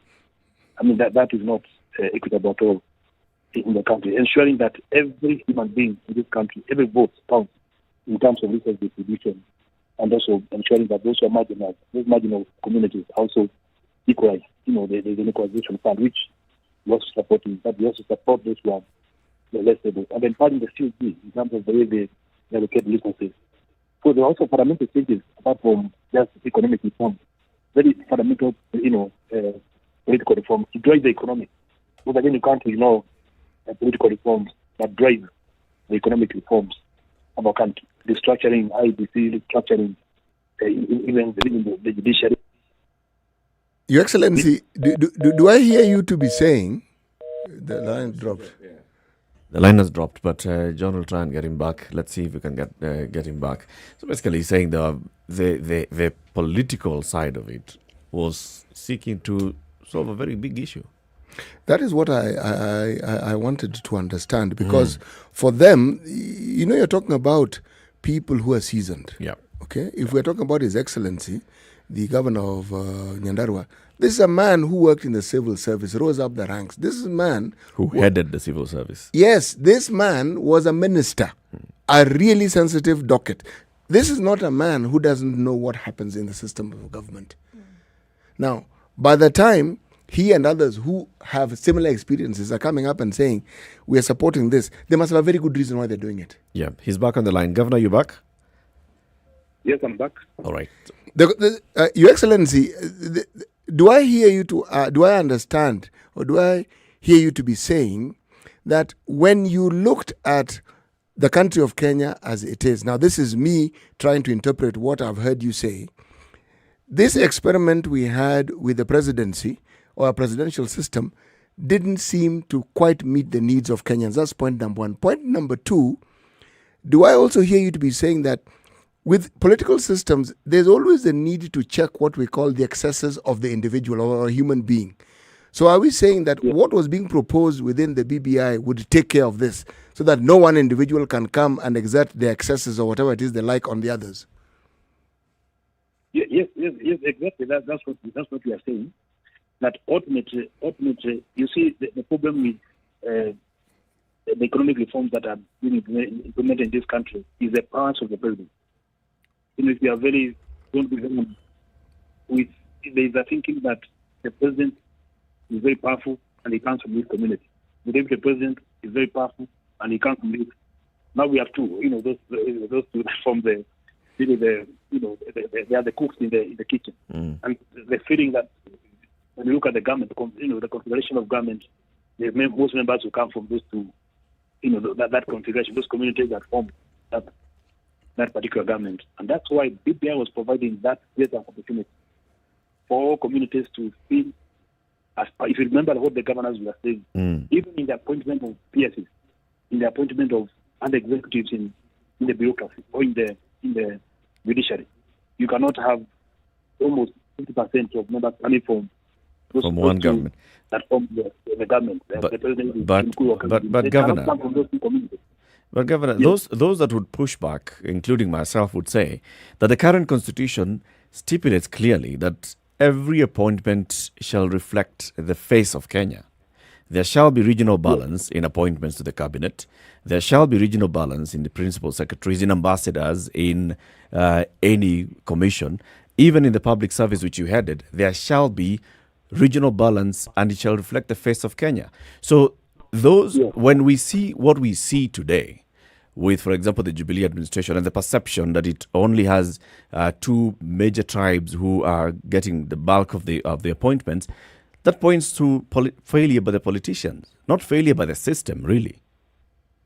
Yes, but you see, this is why I talked about. You must also institute structural caveats in the system to make sure that even as a head of public service, you cannot just appoint people from your community. But nothing stops. It is up to your goodwill or to your discretion. This is fair representation.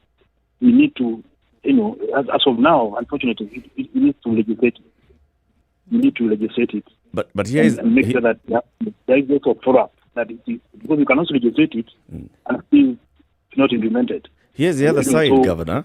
That those who are those who are pushing for it to be legislated are the same ones who are not applying it. Yes, that's the it's issue. there, and they are not applying it, and now they are pushing for it to be legislated so that they can apply it. And that's the question we ask is, surely, if there is no goodwill right now being shown, will any piece of legislation make you do what you are supposed to have done? Ultimately, there are those you can legislate and maybe not even for the legislation. But ultimately, over time, if you look at, say, the counties now, we are supposed to employ 30% from other communities. Yes. Even if you don't achieve that, at least you are 20. Over time, it will be nothing. I can assure you it will be 30% from the same thing we have done with gender. At least we have been able to, if you don't have a cabinet that is 30% gender, it can almost be overturned by courts or by. So ultimately, these things take time. Developing nations and civilizations take time. Yeah. And they cannot be done over time. I hear you say this, Governor, but you've also said just a few minutes ago that the issues that Kenyans are facing are today problems. I believe you just said that, and it's not something that's coming tomorrow or that somebody can bide time with. The education issues, the health issues, the infrastructure problems are today problems. They're immediate problems. But the implementation bottleneck, and I don't even think it's about the money, because the question is that if the money was there today, the implementation seems to be a problem. And so even as you say that it will take time to be able to do these things, is there a collective responsibility in the minds of the custodians of these positions to say, this is something that we ought to do now? Because the person who is waiting to go to school, the person who is waiting for a solid healthcare system is not thinking about, let's give it a little bit of time. They're thinking about the immediacy of their issues today. We're looking at an economic profile of a country being lifted today.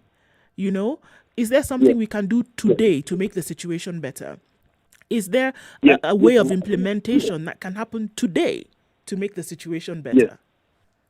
Very good observation. Yes, and that's why I'm saying we should, as much as possible, separate economic reforms from political reforms. Yet they are still very symbiotically interrelated. So, and even if we are not going to Parliament to push in there that 5%, I believe we should not just leave it there that we increase monies to the counties. There should also be an indication that most of the money that have been pushed to the counties should go to development, not to buying vehicles and buying what you call consumption, conspicuous consumption. It should be to money that go to effect, changes in socio-economic development of that we should either within regulations or within certain stipulations. So we don't have money going to the counties. So, but are not benefiting. But the monies are not benefiting, or funds are not benefiting the people who are managing themselves on a daily basis. That's true. So the challenge, we have problems where the political reforms that may take long, they can take long, but the economic reforms must also be backed by caveats that make sure that the resources go to the people to buy the drugs, to get the water, to get the roads done, and to meet people, the youth, and the PWDs and the women and men in that daily, at the point of their needs daily. Most of them, they are living daily. That's true. Hand to mouth. I like something that you've said, Governor. Yeah. I like something that you've said, that even those who are in Nairobi now, who are in the national government, they also still interact with the counties. Even if they're not interacting with the counties today, they'll interact with the counties tomorrow, like your own experience. They are born in the counties. They were born in the counties. They go back there. They support people at home.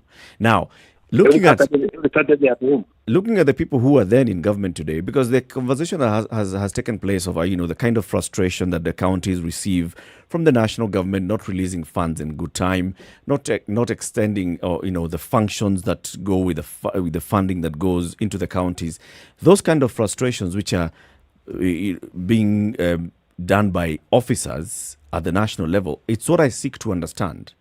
Because you have served in this system, in both systems. You have been the head of civil service. You've been secretary to the cabinet. You've served in the cabinet that was implementing devolution and implementing this constitution for the first time. And you saw firsthand what needs to happen. And then you've gone to the county and you're implementing devolution at the county level as a governor. You've felt it. Yeah. Your colleague, Kiraito Murungi, has also served in government, has served in the Senate, is now in the counties. If you look at Anyang' Nyong'o, has served in cabinet, has served in the Senate, is now in the county. So you have a good number of governors who have experience at national level, at legislation level, and at county level. And then you also have governors who have experience running counties and going, for example, Ukuri Atani, who's now the head of the Treasury, or Kenodia Mbogo, who's now the State House Comptroller, or Peter Munya, who's now the Agriculture CS. So I ask myself, with all these people who understand exactly what needs to happen, why is it not happening? What's failing? It's not failing as not necessarily. Maybe failing is the wrong one. I think we don't have. I think it's like what do you call a realization or a wake up call.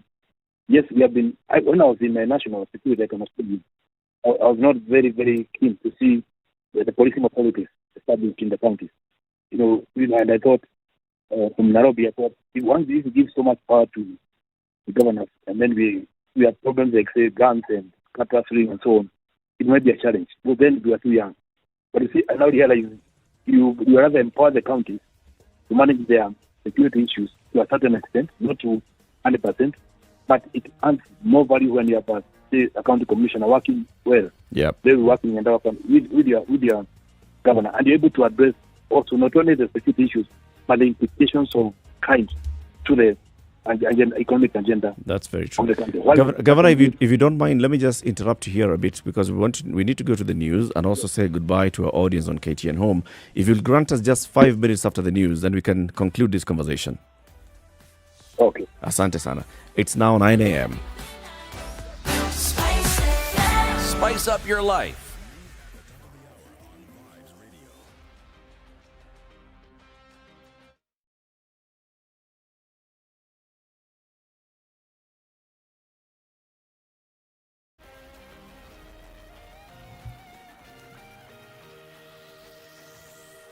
Good morning. This is the Newswire. I'm Leah Ubaga. The meetings that President Uhuru Kenyatta was holding with One Kenya Alliance leaders and ODM leader Raila Odinga have nothing to do with Deputy President William Ruto's political future or even plans. Uhuru says if Ruto was to embrace the process, he would have been part of those meetings that aim at pushing agendas that have a positive effect on the country. You don't call somebody who is against what you're trying to do. He has been opposed to it. For what reason, I don't know. But he has been opposed to it. Those meetings have not been about selecting a candidate. It's by saying, what is it that we agree? Do we agree on this? How do we birth this baby that we are all believing in? Nobody wants to leave anybody out because at the end of the day, like I'm saying, if we can actually come together and find people of common mind who want to push a particular agenda, then you have to do it. Uhuru further says it would have been great to work with Ruto as he understands the agenda, but unfortunately, he can't force him to come on board. But you can't bring on board who is opposed and literally doesn't want to see it happen. And I fail to understand because you've been part of the process. It would have been wonderful had we all walked together as Kenyans. That's what we did. Even when we went to Bomas, didn't we all say, let us come together? But then all of a sudden people are, we don't want it, we don't want it, we don't want it, we don't want it. So you can't force something that somebody doesn't want down their throat. That's also not democratic. This event comes as President Uhuru Kenyatta has called for another meeting with the OCA leaders.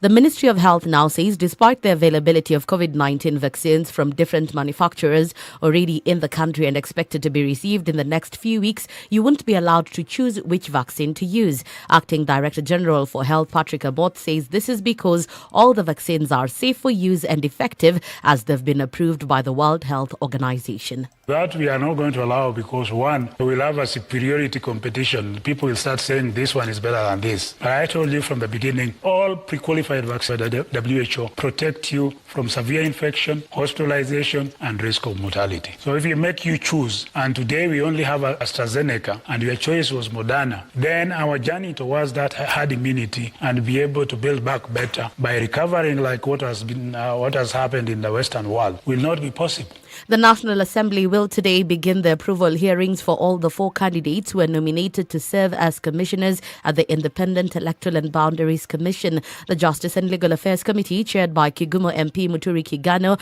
will grill Juliana Cherera, Francis Wenderi, Irene Masit, and Justice Nyang'aya, who are nominated by President Uhuru Kenyatta. The 4 were drawn from a pool of 36 Kenyans who were interviewed between July and by the IBC selection panel to fill the vacant positions at IBC. And finally, the High Court has barred the police from interfering with the affairs of the Law Society of Kenya or access to its offices, save for investigations and maintaining law and order. LSK President Nelson Havi had sued the police, saying he had been instructed by society to act for it. That's the Newswire. I'm Leah Ubaga.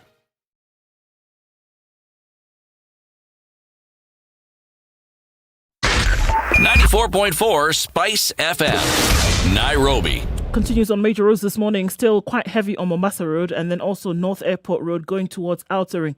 Looks like a bit of a headache right now. We have to watch out for that one as well. Coming off of Uhuru Highway in and outbound city centre, quite some. Coming out of Westlands as well, Muthui Road, the one that we can still use because the Museum Hill ramp is still closed, unfortunately. Langata Road also quite heavy traffic there inbound, and that's about the size of it for now. Thika Road looking a lot better than it was earlier, but still many pockets of traffic around the city. Let's keep an eye on things. We'll soon be out of traffic hour, but looks like Mombasa Road is going to defy those odds. Let's talk on SpiceFM KE on Twitter. It's text on 40127 and try as much as possible to keep it moving this morning.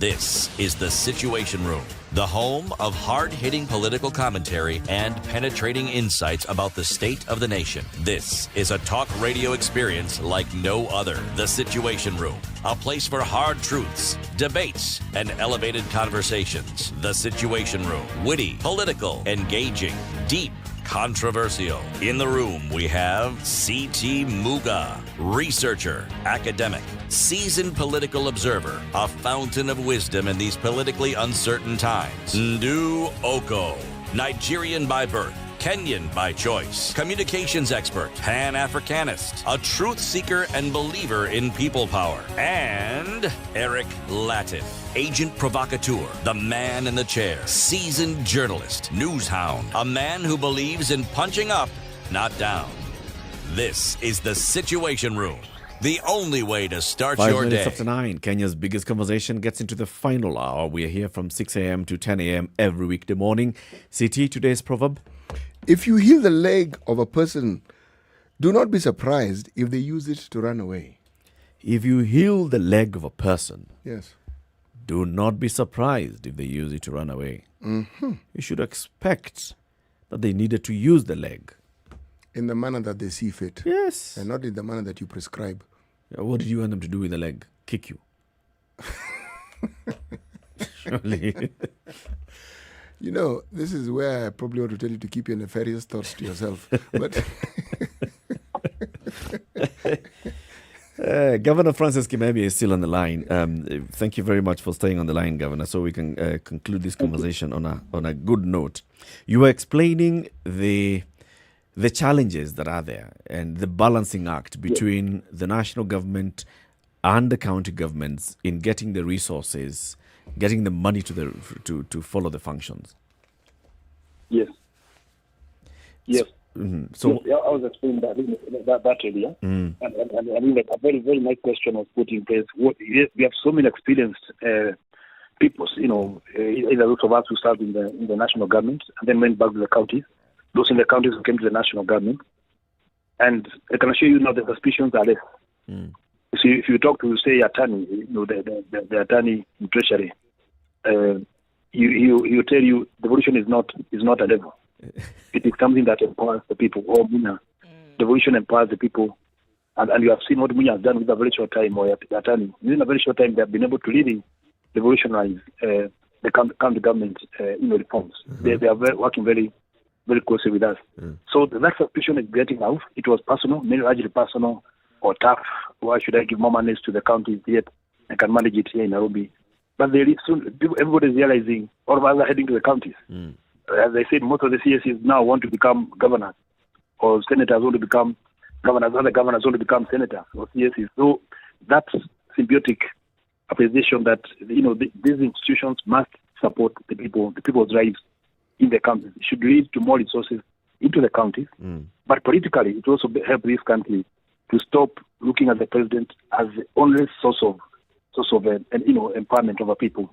People should be able to be given resources to empower themselves in their counties, with their governors, with their senators, with the members of parliament and MCAs, and the people themselves. The institutions we put, oversight institutions in the rural areas, to make sure that every part of the county is developed, and that investors are pushed to counties to help the GDP of this country to move on. Counties should not become political enclaves. They should become investment destinations for this economy to grow. Everybody now seems to appreciate that issue. So you'll be seeing more of an appreciation that let's move more resources to the county.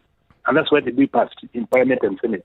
And I mean, in both Senate and National Assembly. And it was before signing. Before then it was taken over by BBI, which I think was unfortunate. I wish we passed it and had monies coming to the counties, even as we do with now the structure of the bigger political, reforms, expanding the executive or the expanding it, and the other political, issues that have called the BBI or the economic reforms, even if we don't call them BBIs. Even if we remove the word BBI and just call them the economic reforms, I think that's what we need to go into. So we don't politicize that process, but empower the citizens of this country. There's a small little matter, Your Excellency, that keeps coming up, though. Yes. And it's something that is recurrent, not current, but recurrent. resources are there, but they never trickle down to the counties. It's something we hear very, very, very often. Now, in the absence of some of these structural changes that we're talking about within the Constitution, how then do you guarantee that if we were able to pass these things through Parliament, these requirements that we have, how sure are we that if the 16% is a problem, the threshold of 35 that we're talking about, how will that be achieved? You see, once this is a journey. Again, this is a journey, is not a destination. Once you give counties say that 5%. Yes. And you see, if do you know that alone will propel the whole nation to even move to 50%. In fact, their attention on the center in Nairobi will dwindle. In terms of economic issues, you find the most coveted seat or the most critical seat for the rights of the citizens will be the seat of the governor, the seat of the senator, the MP, and the ward administrator. And that's what we should drive this country as we move towards full devolution in this country. So it is doable. Once we start with that 5, and we make sure, as I said, there are regulations to make sure that the extra funds to the counties are not going to buy cows. Cars and like what you call conspicuous consumption, big, beautiful importing furniture and so on, but build hospitals. In the Nyandarua, build industries to process vegetables and potatoes and milk.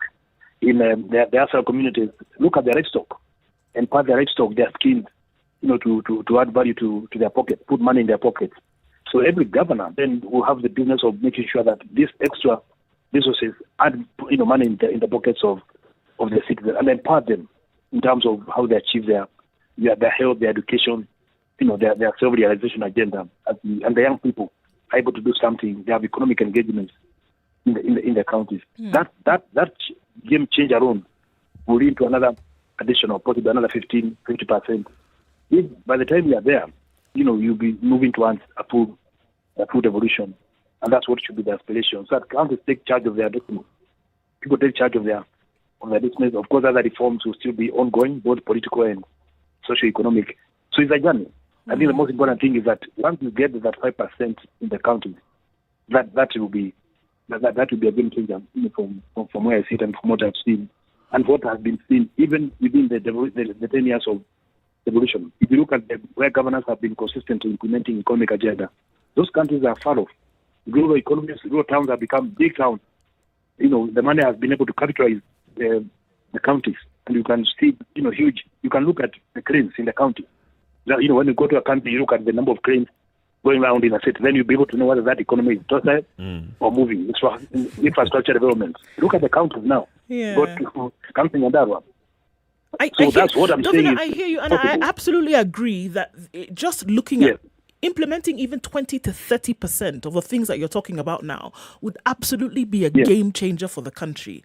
And I do feel that there is something though that needs to be diffused in that's kind of like a time bomb, whereby the majority of people who will be affected by these reforms that you're talking about believe to their core that the custodians of this devolution, governors, politicians, whomever else, are not concerned to the levels that you are speaking about today. So are not really bearing that responsibility on their shoulders. How do you diffuse that? Because I think it is very important to be able to carry people along on this vision, on this reform, to be able to say, yes, we are doing it, but then also having your belief in the system or changing a system is just as important. How do you diffuse that to say that, this really is the agenda? Is there more than Francis Kimemia? Is there somebody else who also believes the same thing? Are there others who actually believe this is our mandate which must be fulfilled? Are you just one person, or is everybody on the same page? Well, I can assure you, things are changing on the ground. The times when you just elect a governor because either he's brown or black or comes from a certain area, I think Wananchi are getting more conscious. What has this governor? You can still hear me. Yes. Yeah, what has this governor delivered? When it comes to second term, first term governors moving to second term, people are looking at also your economic agenda. What have you been able to achieve in terms of those critical functions that are in in the country with the resources that you have in the country. That the quality of leadership and the quality of the future governors. Counties know that where you have a governor who is not, or a senator, or an MCA, or an MP who is not concerned with the lives of the people, you're in trouble. I think that has come out, and you have seen certain counties that have had problems here, and they don't want to get into those issues. What I'm saying is that even citizens have a responsibility to elect leaderships that are able to, that carry their aspirations and their fears and their development agenda with them. I think that is also, it is a two-way traffic. What you elect, you cannot grow beyond the leadership that you put in place as a country. If you put in, low leaderships, then you expect low development agenda to. But if you have people who can carry the agenda of development and utilize the resources well in those countries, you will definitely see transformation. You see transformation definitely. Children cannot do malnutrition forever. You'll be able to intervene and empower people to get out of poverty traps, diseases and literacy and poverty, abject poverty. When I became governor, Nyandra was below the poverty line. It's now off that poverty. I'm not, placing myself. The roads are no longer a major problem to our people. We are not there yet, but by December, roads will not be an issue in the county. Also, the interventions we have been able to make with the people, working with the people. We should also look at the quality of leadership that we elect, and the citizens need to also take that challenge to elect people who carry the aspirations and the developmental agenda with them. Governor, thank you very much for joining us today. Before we let you go, there's one of our very good listeners. He's called John from Nyandarua, and he keeps calling us and giving us an update about a health facility at his local village called Henny. I'm sure you know where Henny is. I know Henny. So he says that at the height of COVID-19 response last year, some beds were removed from Henny Health Facility. He doesn't know where they were taken. He hears that they were taken to the main hospital in Nyahururu, and he hasn't seen them back. Maybe that's something that you can follow up. To Olkalau, yes. Yes, that is when we anticipated that COVID cases would increase. But now we're able to contain the many substantively. So all those beds are being taken back to those health centers. We anticipated there would be maybe a major outbreak, but somehow, thank God, we were able to contain we didn't have major requirements from all the beds. We bought 310 beds. We did not even utilize 50. So all the beds are going back to health centers to be distributed equitably to the health centers. Henny, we have had a fundamental change of even leadership and the entire medical staff in that hospital to make it more. I think the issue is not even the bed, but even the medicine, the loss of medicines, essential drugs in that hospital is an issue that led us to changing the entire leadership and the medical staff in that institution to make it more vibrant. At the health center, it was operating like a dispensary, even less than a dispensary. Wow! But we have been able to effect reforms in that health center to make it more accountable. That people account for drugs when they are put in the hospitals or in the health center. I'm sure John will really appreciate that. Thank you very much, Governor Francis Kimemia. Let's have you in the studio next time in coming days. Thank you very much, and thank you very much for the team that you were very, very, very transformative team. I mean, the questions they asked were very, very useful even for the citizens of this country. Thank you very much, Governor. Thank you. You support us support the COG. Let's push the economic reform. We have heard you, Governor. That inspire the people. Yes, we do. You also come from the county. We do. We do, Governor. You come from the county. We empower the county. Yeah, we are big champions of devolution on this show. And thank you very much for the discussions today. Thank you so much. Thank you very much. It's 19 minutes after 9. Kenya's biggest conversation continues. Let's just take this quick break, take a look at the weather, and then we shift the conversation a little bit. Good morning.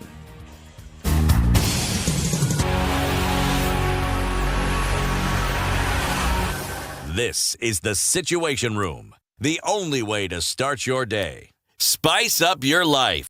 The following takes place between 6 a.m. and 10 a.m. Hey, it's getting hot in here. The media has greatly contributed to the moral rot that we experience in this country. I remember a senior politician telling me, point blank, nobody steals in the field, it's stolen in the granary. So my friend, if you're going to win an election, jipange kwa granary. I think we are suffering from Stockholm syndrome. Our violator and abuser is also our redeemer in our mind. The whole political class, the whole political institution is rotten. It is based on ideals that cannot progress our country forward. This is the Situation Room, the only way to start your day. The weather Mostly sunny with conditions in Nairobi at SpiceFM. 17, coming down to lows of 14 today. Sunny at 15 in Nyeri, highs of 23 and lows of 12. Highs of 25 in Nakuru, sunny at 17 and 16 and mostly sunny in Eldoret with highs of 24 and lows of 11. 16 will be the low in a mostly sunny Kisumu at 24, going to highs of 29. 24 in Kakamega, highs of 28 and lows of 15 today. 28 will be the high in Mombasa, where it continues to rain in some parts at 26. 26 and also light rain in Malindi, coming down to lows of 24 and highs of 28. 26 also seeing as the high in Kampala today. Partly sunny conditions at 22. Light rain at 25 in Dar es Salaam with highs of 29. 22 will be the high in Johannesburg, warming up ever so slightly at 14 now, coming down to lows of 10. Rainy morning in Lagos at 25, highs of 29, and 31 will be the high in a mostly cloudy Kinshasa at 23.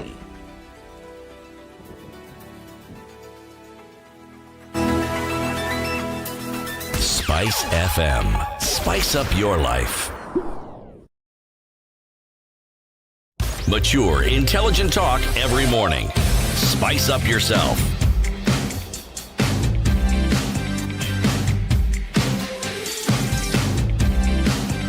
Mornings done right. 21 minutes after 9. 94 Kenya's biggest conversation. It continues. Yes, we support devolution on this show. As we've told Governor Kimemi and we've told the other governors who have been on the show. And therefore we fight for devolution. And those games that people play, we don't entertain them here. Sasa, yesterday, the president hosted some senior journalists to a conversation. And that has been covered everywhere, and we've even been hearing it in the news this morning. Among the things that he was talking about was, okay, so it appears that without naming names, there are some people who are not happy with the way their government is running, and they have a stake in that government. And when things are good, they want to claim credit for the good things, and the things that are not going well, they want to stand back there and point a finger. And he's saying, look, why don't you just do the honorable thing? And if you feel that the direction that we are taking is not the direction that sits well with you, quit. If you can't stand the heat, get out of the kitchen. Now, of course, the whole translation of this is the president is speaking to his deputy and former partner and brother, now estranged brother, William Ruto. And he's telling him, instead of you appearing to be shooting everything that I'm saying, just step aside. So we're very clear. We have drawn the line. You are on the other side and I am on this side. Let me do the things that I promise the Kenyans that I want to do and the development agenda that I have. You stand out there and criticize from the outside. Good thing, bad thing, honest thing, or total dishonesty by our politicians? None of the above, really, in my mind. Not really. You see, you cannot use the word dishonesty when referring to a politician and intend it to mean something negative. Comes with the territory. Stock and trade. That it is part and parcel of the retinue and the conversation and the very fabric of politics. Saying this, meaning that, not meaning this, saying this, going back on what you said, rephrasing it, repositioning it. But that is as a by the way. The thing that strikes me with what you have simply said with reference to what we understand to have been what the president said is this. There are many, many instances where I have heard the president, people just fall short of calling him a lame duck president. They just fall short of calling him a lame duck president. And they give reasons. And I personally have an issue with that. Why I have an issue is this.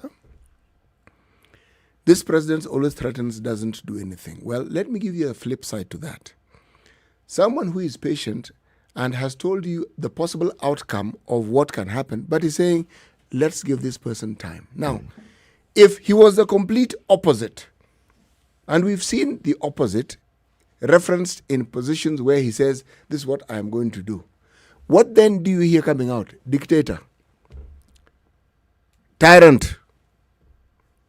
Someone who's impatient. So, the issue that I have here is not with the president, the presidency, the deputy. The issue I have is the duplicitous nature that we all have when it comes to things not quite working the way we want, or it not being presented in a manner that we find acceptable.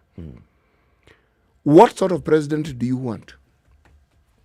You know, I am going to get a little religious this morning. Here we go. And I'm going to refer to the book of Samuel. Samuel was a prophet in the Bible.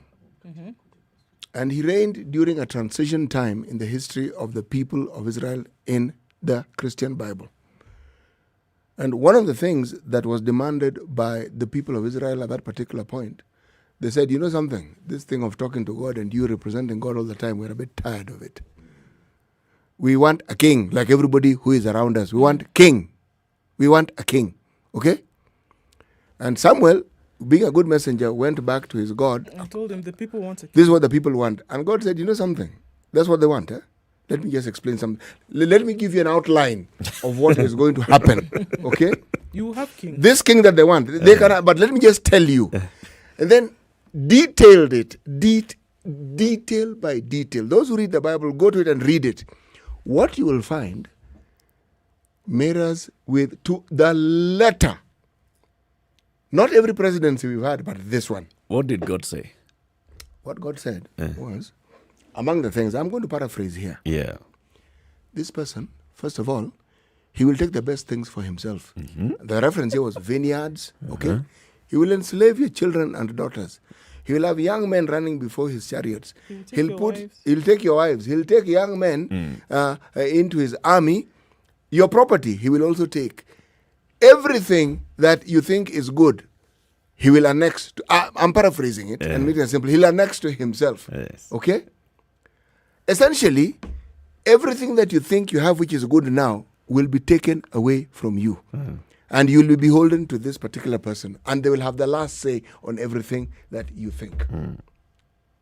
Now, why did I go back to that particular portion of scripture? I'm saying it wasn't prophetic. It is human nature and what it is when people are given power and authority. And I'm saying this particular president, this one, hasn't exhibited some of those very negative things that people talk about. There are very many negative things that he, as a president, has exhibited.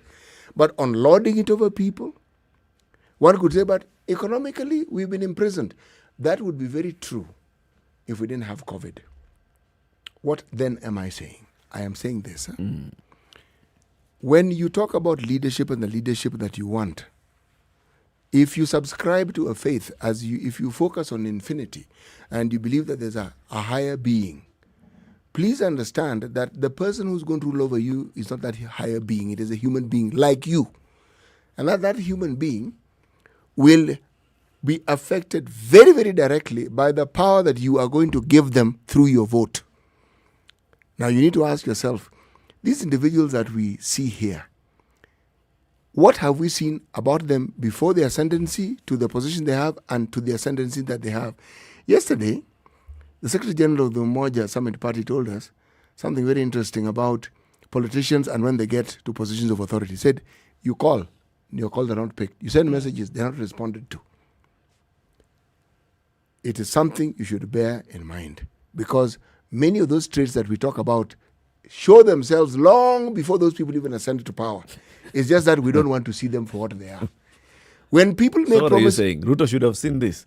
No, I'm saying every presidential candidate, every politician is in a position of power and they have the same capacity of doing the very same thing. It's not Ruto alone. It is anyone who aspires to be in the position of a king, whom we now refer to as president. So while they do that, then should they just not step aside as you're thinking about what you want to do, instead of mudding the waters, which is what essentially the president said? You're not allowing us to do, let me focus on the things that I want to do. Here you are thinking that you want to aspire to be king. You want to aspire to, you have a totally different agenda from what we are doing. Then move over. This kingship that we have, this presidency, it's a different kingship from any other that we've had throughout the existence of this particular nation as Kenya. And this one was a genuine 50-50 government. Genuine 50-50. You choose your people, you put them in positions that you like, it was a 50-50. Something changed, definitely. It stopped being 50-50. Why it changed ought to be asked. The outcome of it, what we are seeing, what am I saying? I am saying there's a certain reality about human nature that you must face. Let's not keep pointing fingers at leaders. The president is pointing to the deputy, ostensibly. I'm saying, I'm going to follow his cue and say, I'm not going to point fingers. That's really what I'm saying here.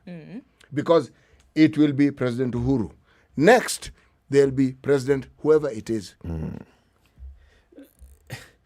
Eric, in the meantime, okay, right here now, you two gentlemen went around the country and convinced 7 million people to vote for you. As a pair. As a pair. Yes. Okay.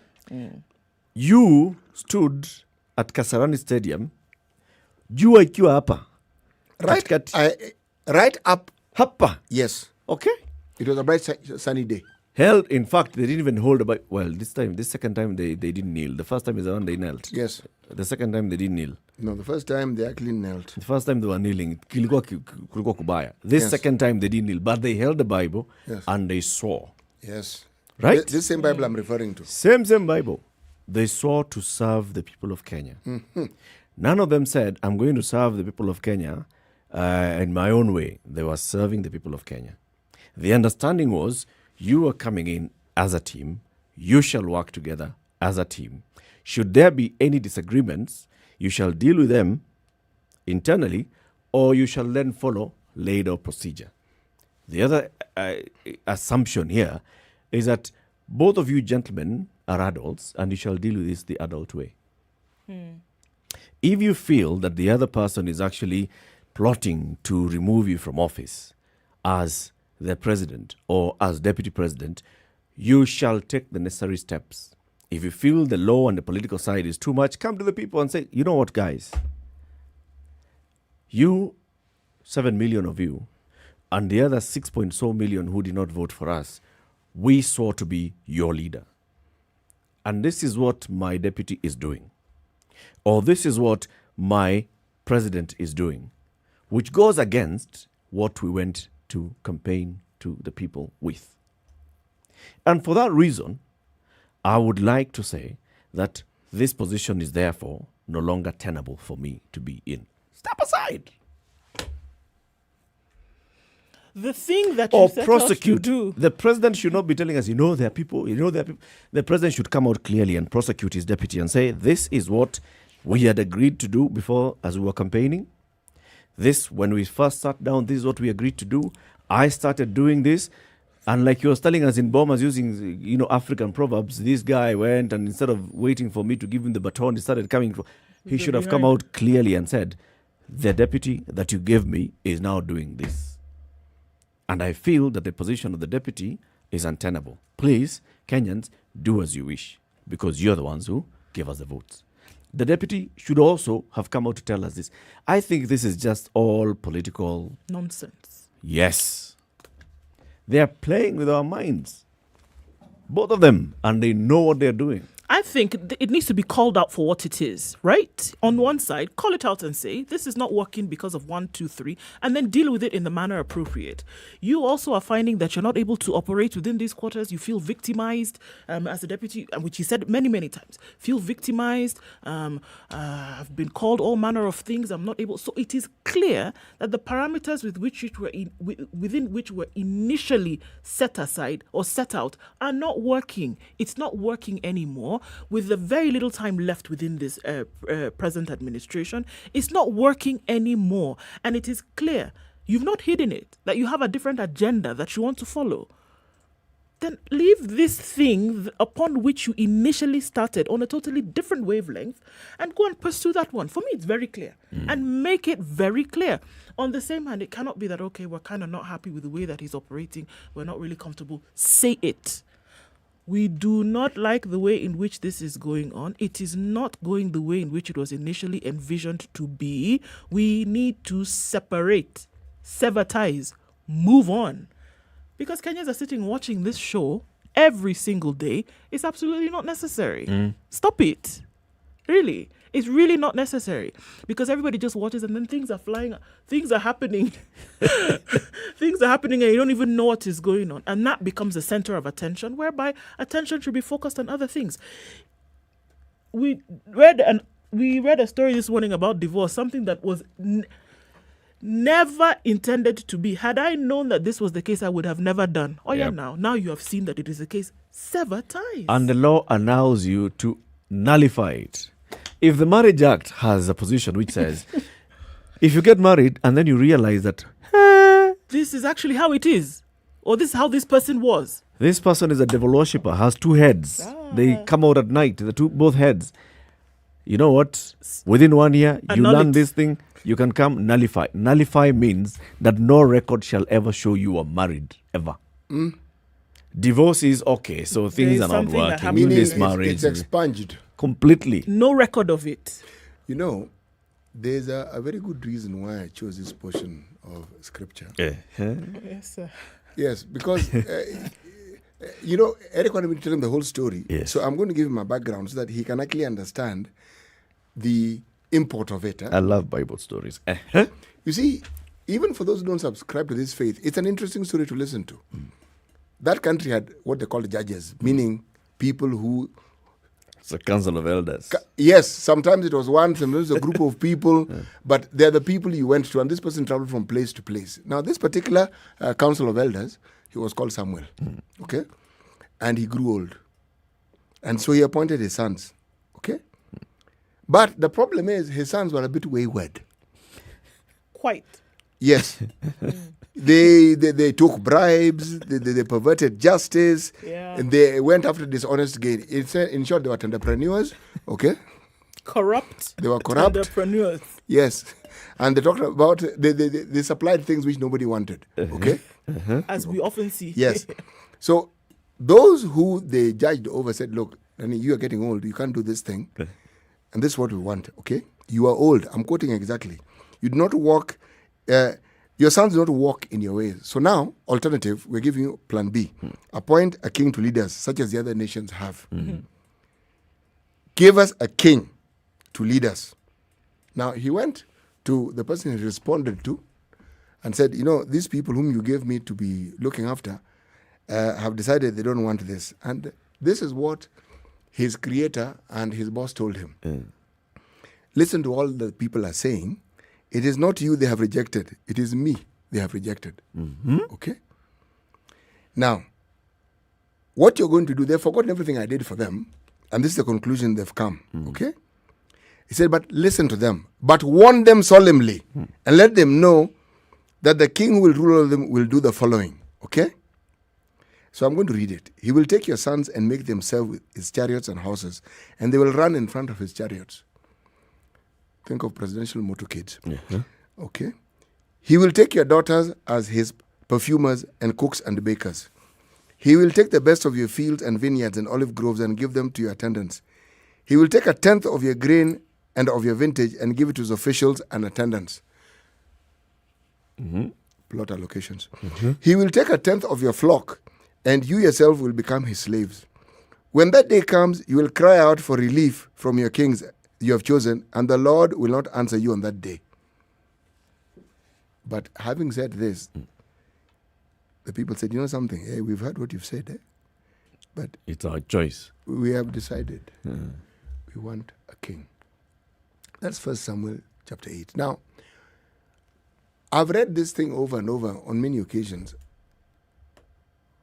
but somebody brought it to my attention. I was talking to someone on Saturday, and they also mentioned this, and a light bulb moment came to my head. And when they explained it, I realized again, that's why I said it talks about human nature, and sometimes the things we want and the things which we think are best for us and how they may not necessarily be. We just talked to the governor of Nyandarua. He's been in the highest position of leadership in this country. Highest. Still is in a high position. And I think the position he's at now results from what he has seen. Because he said it himself, you realize that if you want a country to grow, you want the money spread to every corner of that country so that every corner of that country works together to build the country up. Not centralize it and then spread it out. No, spread it and then let it come to the center. Thinking born out of wisdom and experience. And if we have that in mind, and I have to say this, the president has very many options that he can follow other than complaining to us, because that's what he's doing. If he genuinely wants to get rid of his deputy, he can. The question is, why doesn't he? What's he playing at? Yes, why doesn't he? 20 minutes to 10. Let's take this quick break. See how the roads are looking like, all right? Are you still stuck somewhere? Well, let us know. And then we will alert other road users to know where you're stuck so they can laugh at you. No, so that they can avoid that road. It's 20 to 10. Time for a break. We'll be back shortly. Kenya's biggest conversation. So the president has dared his deputy, Ruto, to resign. The question is, should Ruto resign? Should he? Should the president make his deputy resign as well? Good morning. This is the Situation Room, the only way to start your day. Spice up your life. The following takes place between 6 a.m. and 10 a.m. When you see someone being jailed, a governor or two or someone who stole, then people will fear. Because our problem is not the borrowing, it's the stealing. We've become actually a nation of thieves. The only thing we lack is an opportunity to steal. The guys who quote the Bible and say, I'm a Christian and all that, and they're thieves. Return what you have stolen 4 times. If you know that you have property or anything that you have stolen, just return and say, my God does not allow me to hold stolen things. We are also a reflection of you, because you elect us. We don't get into our office by ourselves. We are a reflection of the people who elect us. We don't want to go to the streets. We have a constitution that enables us to assert our will. When the legislators are now being taken as hostage by the executive for whatever reason, we are now bound by what they want us to do. This is just outside the realms of reality. We have impunity written into the DNA of our political class. How old were you when you learned that Jeshi Lokop is Jeshi Lawokov? I can't say it very well. No, Muthui Jeshi Lokop. And everyone knows.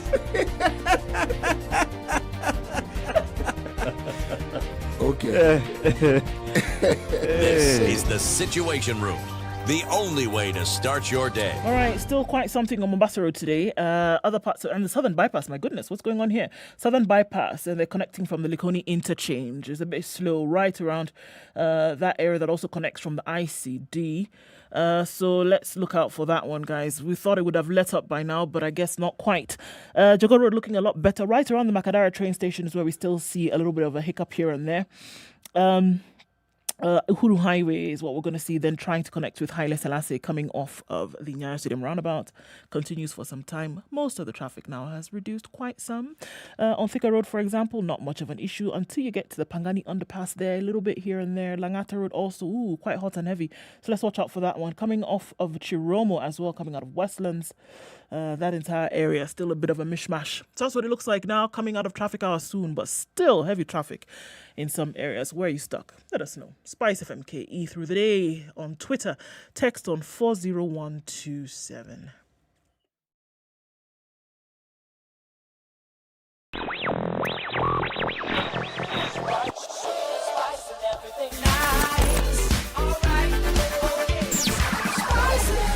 Spice up your life. 102.5 Spice FM, Kisumu. Mature, intelligent talk every morning. Spice up yourself.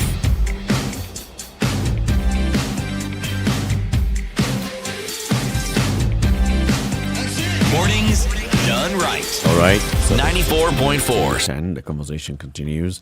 We've been trying to get in touch with the people in charge of this expressway and what's happening on this expressway, hoping that we can get them soon. The Kenya National Highways Authority, senior engineers in charge of this project, will be speaking to us. If not today, tomorrow. If not tomorrow, the day after. If not the day after, the day after that. the day after. And if not the day after that, The day after that. Next week, next month, next what? Next. They'll speak. They will speak to the people. So the president wants his deputy to. No, he doesn't. The president is saying and asking and suggesting and having a discussion, a really convoluted one, about how he thinks the deputy, who is not mentioning by name, should actually think of perhaps, if he wants to, consider maybe not being in the position that he's in. Just add another pronoun, while you're at it.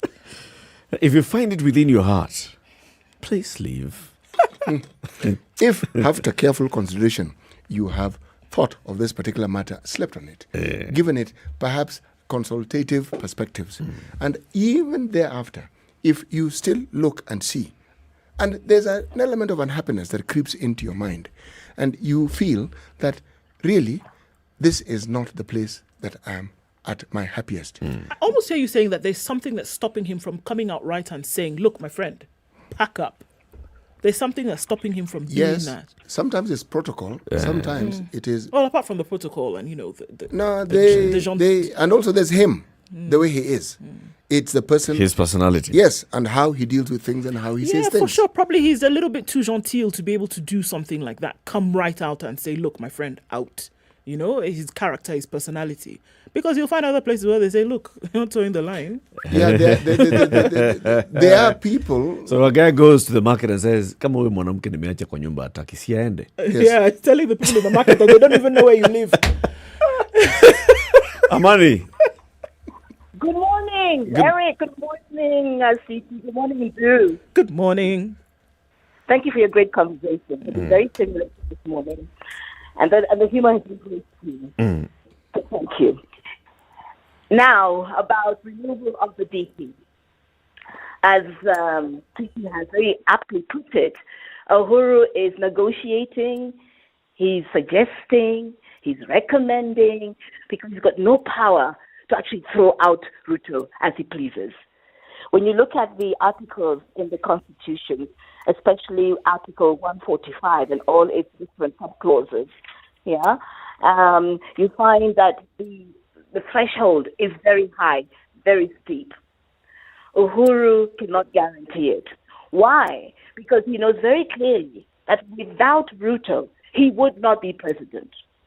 And Ruto knows that very well. And many other Kenyans know that very well. And so it was a 50-50 presidency, tupende to sipende. Because, what's his name? Ruto made Uhuru president. And that's what it is. Yeah, it's not a matter of other coalitions in other parts of the world, whereby you win your election on your own steam, and then when you come into parliament, you find you don't have the numbers, and then you negotiate with other parties already within parliament, so that you can actually form a government. This is what happened. So henceforth, really, Ruto has got no business resigning for anybody under any circumstances. It doesn't apply. That's okay. That's okay, Amani. But you see, the way the president is making it appear is like he'd like him to resign. So yes, we fully understand. In terms of going through the impeachment political process through parliament, he may find it difficult. But I'm saying, as a principled person, that you claim to be principled, instead of coming out and talking about that other woman who lives in my house, why don't you just stand up and say, you, my wife, go? Or call the wife's parents, call the wife's relatives, sit them down and tell them, this is what I have against this particular woman. A, B, C, D. And for that reason, I have no power of kicking her out, but I am not living in this house anymore. I am moving out. Be very clear. Who is moving out? Who moving out or Ruto to move out? See, now that the man cannot move out because this house was built together, all those things, and but you find the marriage is untenable. See, you leave and call the people and tell them, this is the reason why I'm moving out of this home. Amani, if I understand our constitution right, Uh-huh. if one leaves, Mm-hmm. it's done. Mm-hmm. Correct. Mm-hmm. You can dissolve that thing. Just by one say, okay, sawa, since we were united at the hips, if if I leave, we all go. Exactly. There's that little if option. Ruto and Guru all go, power. People will agree. We'll have another election, and now let's vote for who Kenyans want to be in power. And let us see who can manage on their own. None can. Thank you, Amani. So, nobody's going anywhere. Thank And if you. I was your wife, I wouldn't go. I'll tell you, my room is that one, 1, 2, 3. I'm staying here. You take the other 4. Both of them are just... Take care, guys. Bye-bye. Bye. Let's take a quick, detour from this conversation and get into the conversation that we were having earlier about the traffic situation on Mombasa Road into Uhuru Highway, into Chiromo Road, into Wayaki Way, chaos throughout. And of course, that also leads to issues on all the adjoining roads. Now, the person who's in charge of this expressway, the engineer in charge of the Kenya National Highways Authority, is Engineer Stanley Mwawasi. He joins us now on the line. Good morning, Engineer. Good morning, and good morning, everyone online. Good morning. Good morning, sir. Thank you very much for joining us, Engineer. We have been looking to speak to you because there have been complaints upon complaints, frustrations upon frustrations, and people are just basically getting mentally ill because of spending hours upon hours on the road. Last night, there were people who spent 4-5 hours between City Cabanas and Mlolongo because of the ongoing construction. Last week, similar thing happened. We see this regularly, and then we don't see any statement or explanation from the Kenya National Highways Authority. So just take this opportunity first to explain why must people spend so many hours on the road on certain days? First of all, I wish to thank you for this opportunity, and it's a good opportunity for us to be able to explain what is happening. Of course, all of us know what is going on at the Nairobi Expressway. This is a 27-kilometer expressway. It's going to be a toll road, and we will also have the existing road available, and it will be free. It's only people will only pay tolls if you are accessing the expressway. The expressway now is under construction, and this is a mega construction project that is being undertaken. And as all we can witness, the extent of construction that is going on, the heavy machines, etc., inevitably they would cause some stress. And this has also been experienced many, many times whenever we do expressways, whenever we do any major construction of that scale. Now, why is it so critical within the 27 kilometers? We are experiencing hiccups here and there. Number one is we are trying to finish very, very fast. Of course, we have optimized the construction period to from the 3 years down to 2 years, and inevitably the number of units that are operating within those sections, construction equipment and personnel, is bound to be more than expected. And in addition to that, there's one thing that we sometimes we take it for granted. We also do have multiple relocation of services that are taking place at the same time. We have power relocations, we have water relocations, we have sewer line relocations, and also we have ICT lines relocations. And all these relocations are being put to new locations, and in addition, they are being upgraded, they're enhanced. So we are going to have better services from all these front of the utility lines I'm talking about. And these also are being done by different contractors. So within the same corridor, we have like 3 other extra contractors working at the same time. And these are from different authorities, from Power, Kenya Power and Lightning. We also have from RT Water. We also have from ICT Authority. All these are different contractors who are working simultaneously as we are doing the expressway. Now, coming back to the section and focus We're looking now at city cabanas from Lolongo.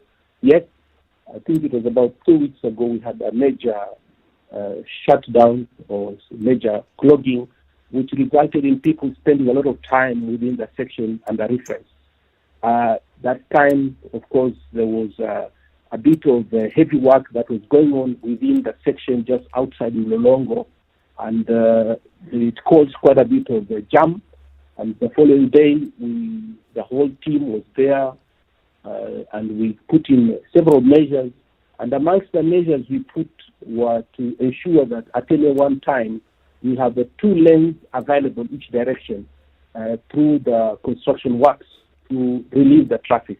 And of course, at Lolongo, we are lucky. We also have 2 service lanes that are operating on either side. And in addition to that, we suspended for some time the operation of the way bridge so that to allow the easement of the traffic at that particular point in time. And arising from these measures, we could see we were able to unclog, and the following morning there were movement that were taking place and traffic returned to normal. Of course, further measures have been put in place to enhance the movement of traffic around this section, and we are very happy that the National Police, the Kenya National Police, is giving us excellent support, and deploy more officers on the ground.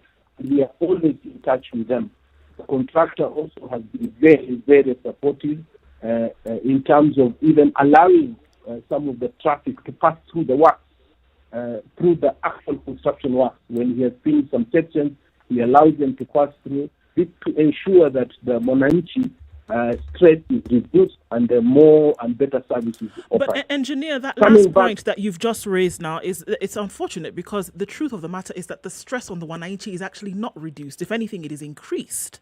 So if you've been able to do these things 1, 2, 3, then what exactly happens to get us to the terrible situations that we see on the road? Yesterday, for example, last Friday, we had people who were going to the, I'm just telling you what it is so that maybe you can come to terms with exactly what's happening on the road.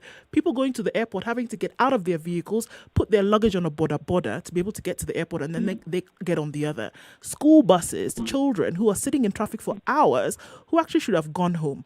This is leading to my question of contractors who do the same kind of work in other countries will make sure that there is an alternative route that people can use that makes sense.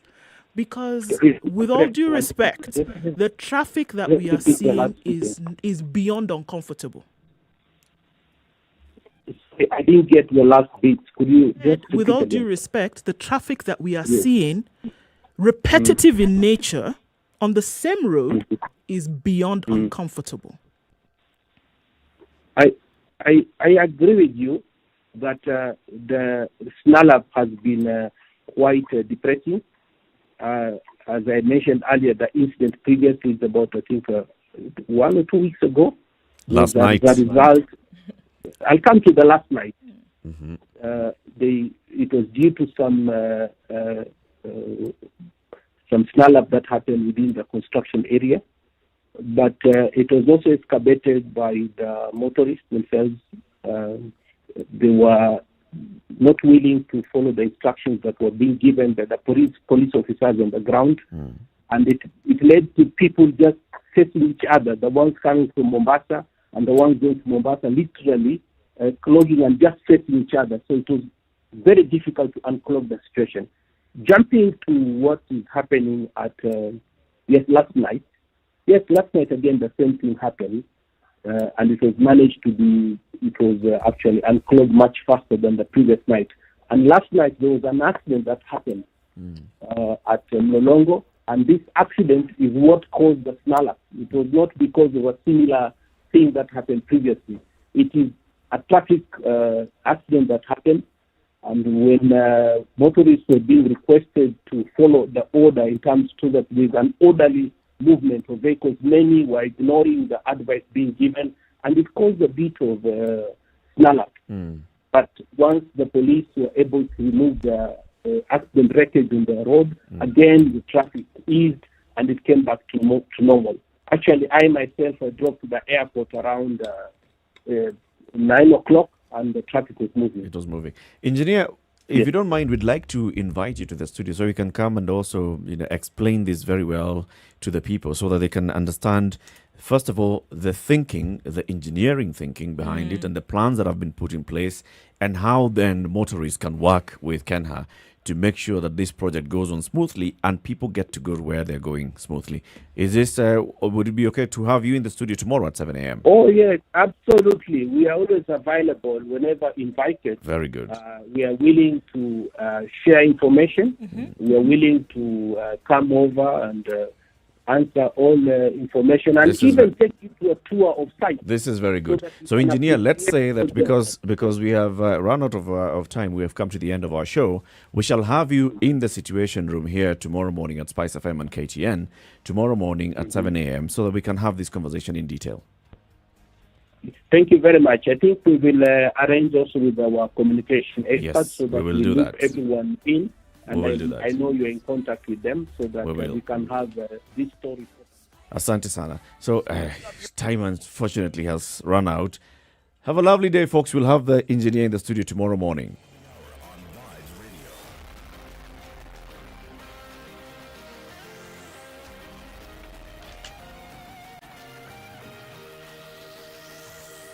Good morning. This is the Newswire. I'm Leah Ubaga. The National Transport and Safety Authority has issued number plates to 6 locally manufactured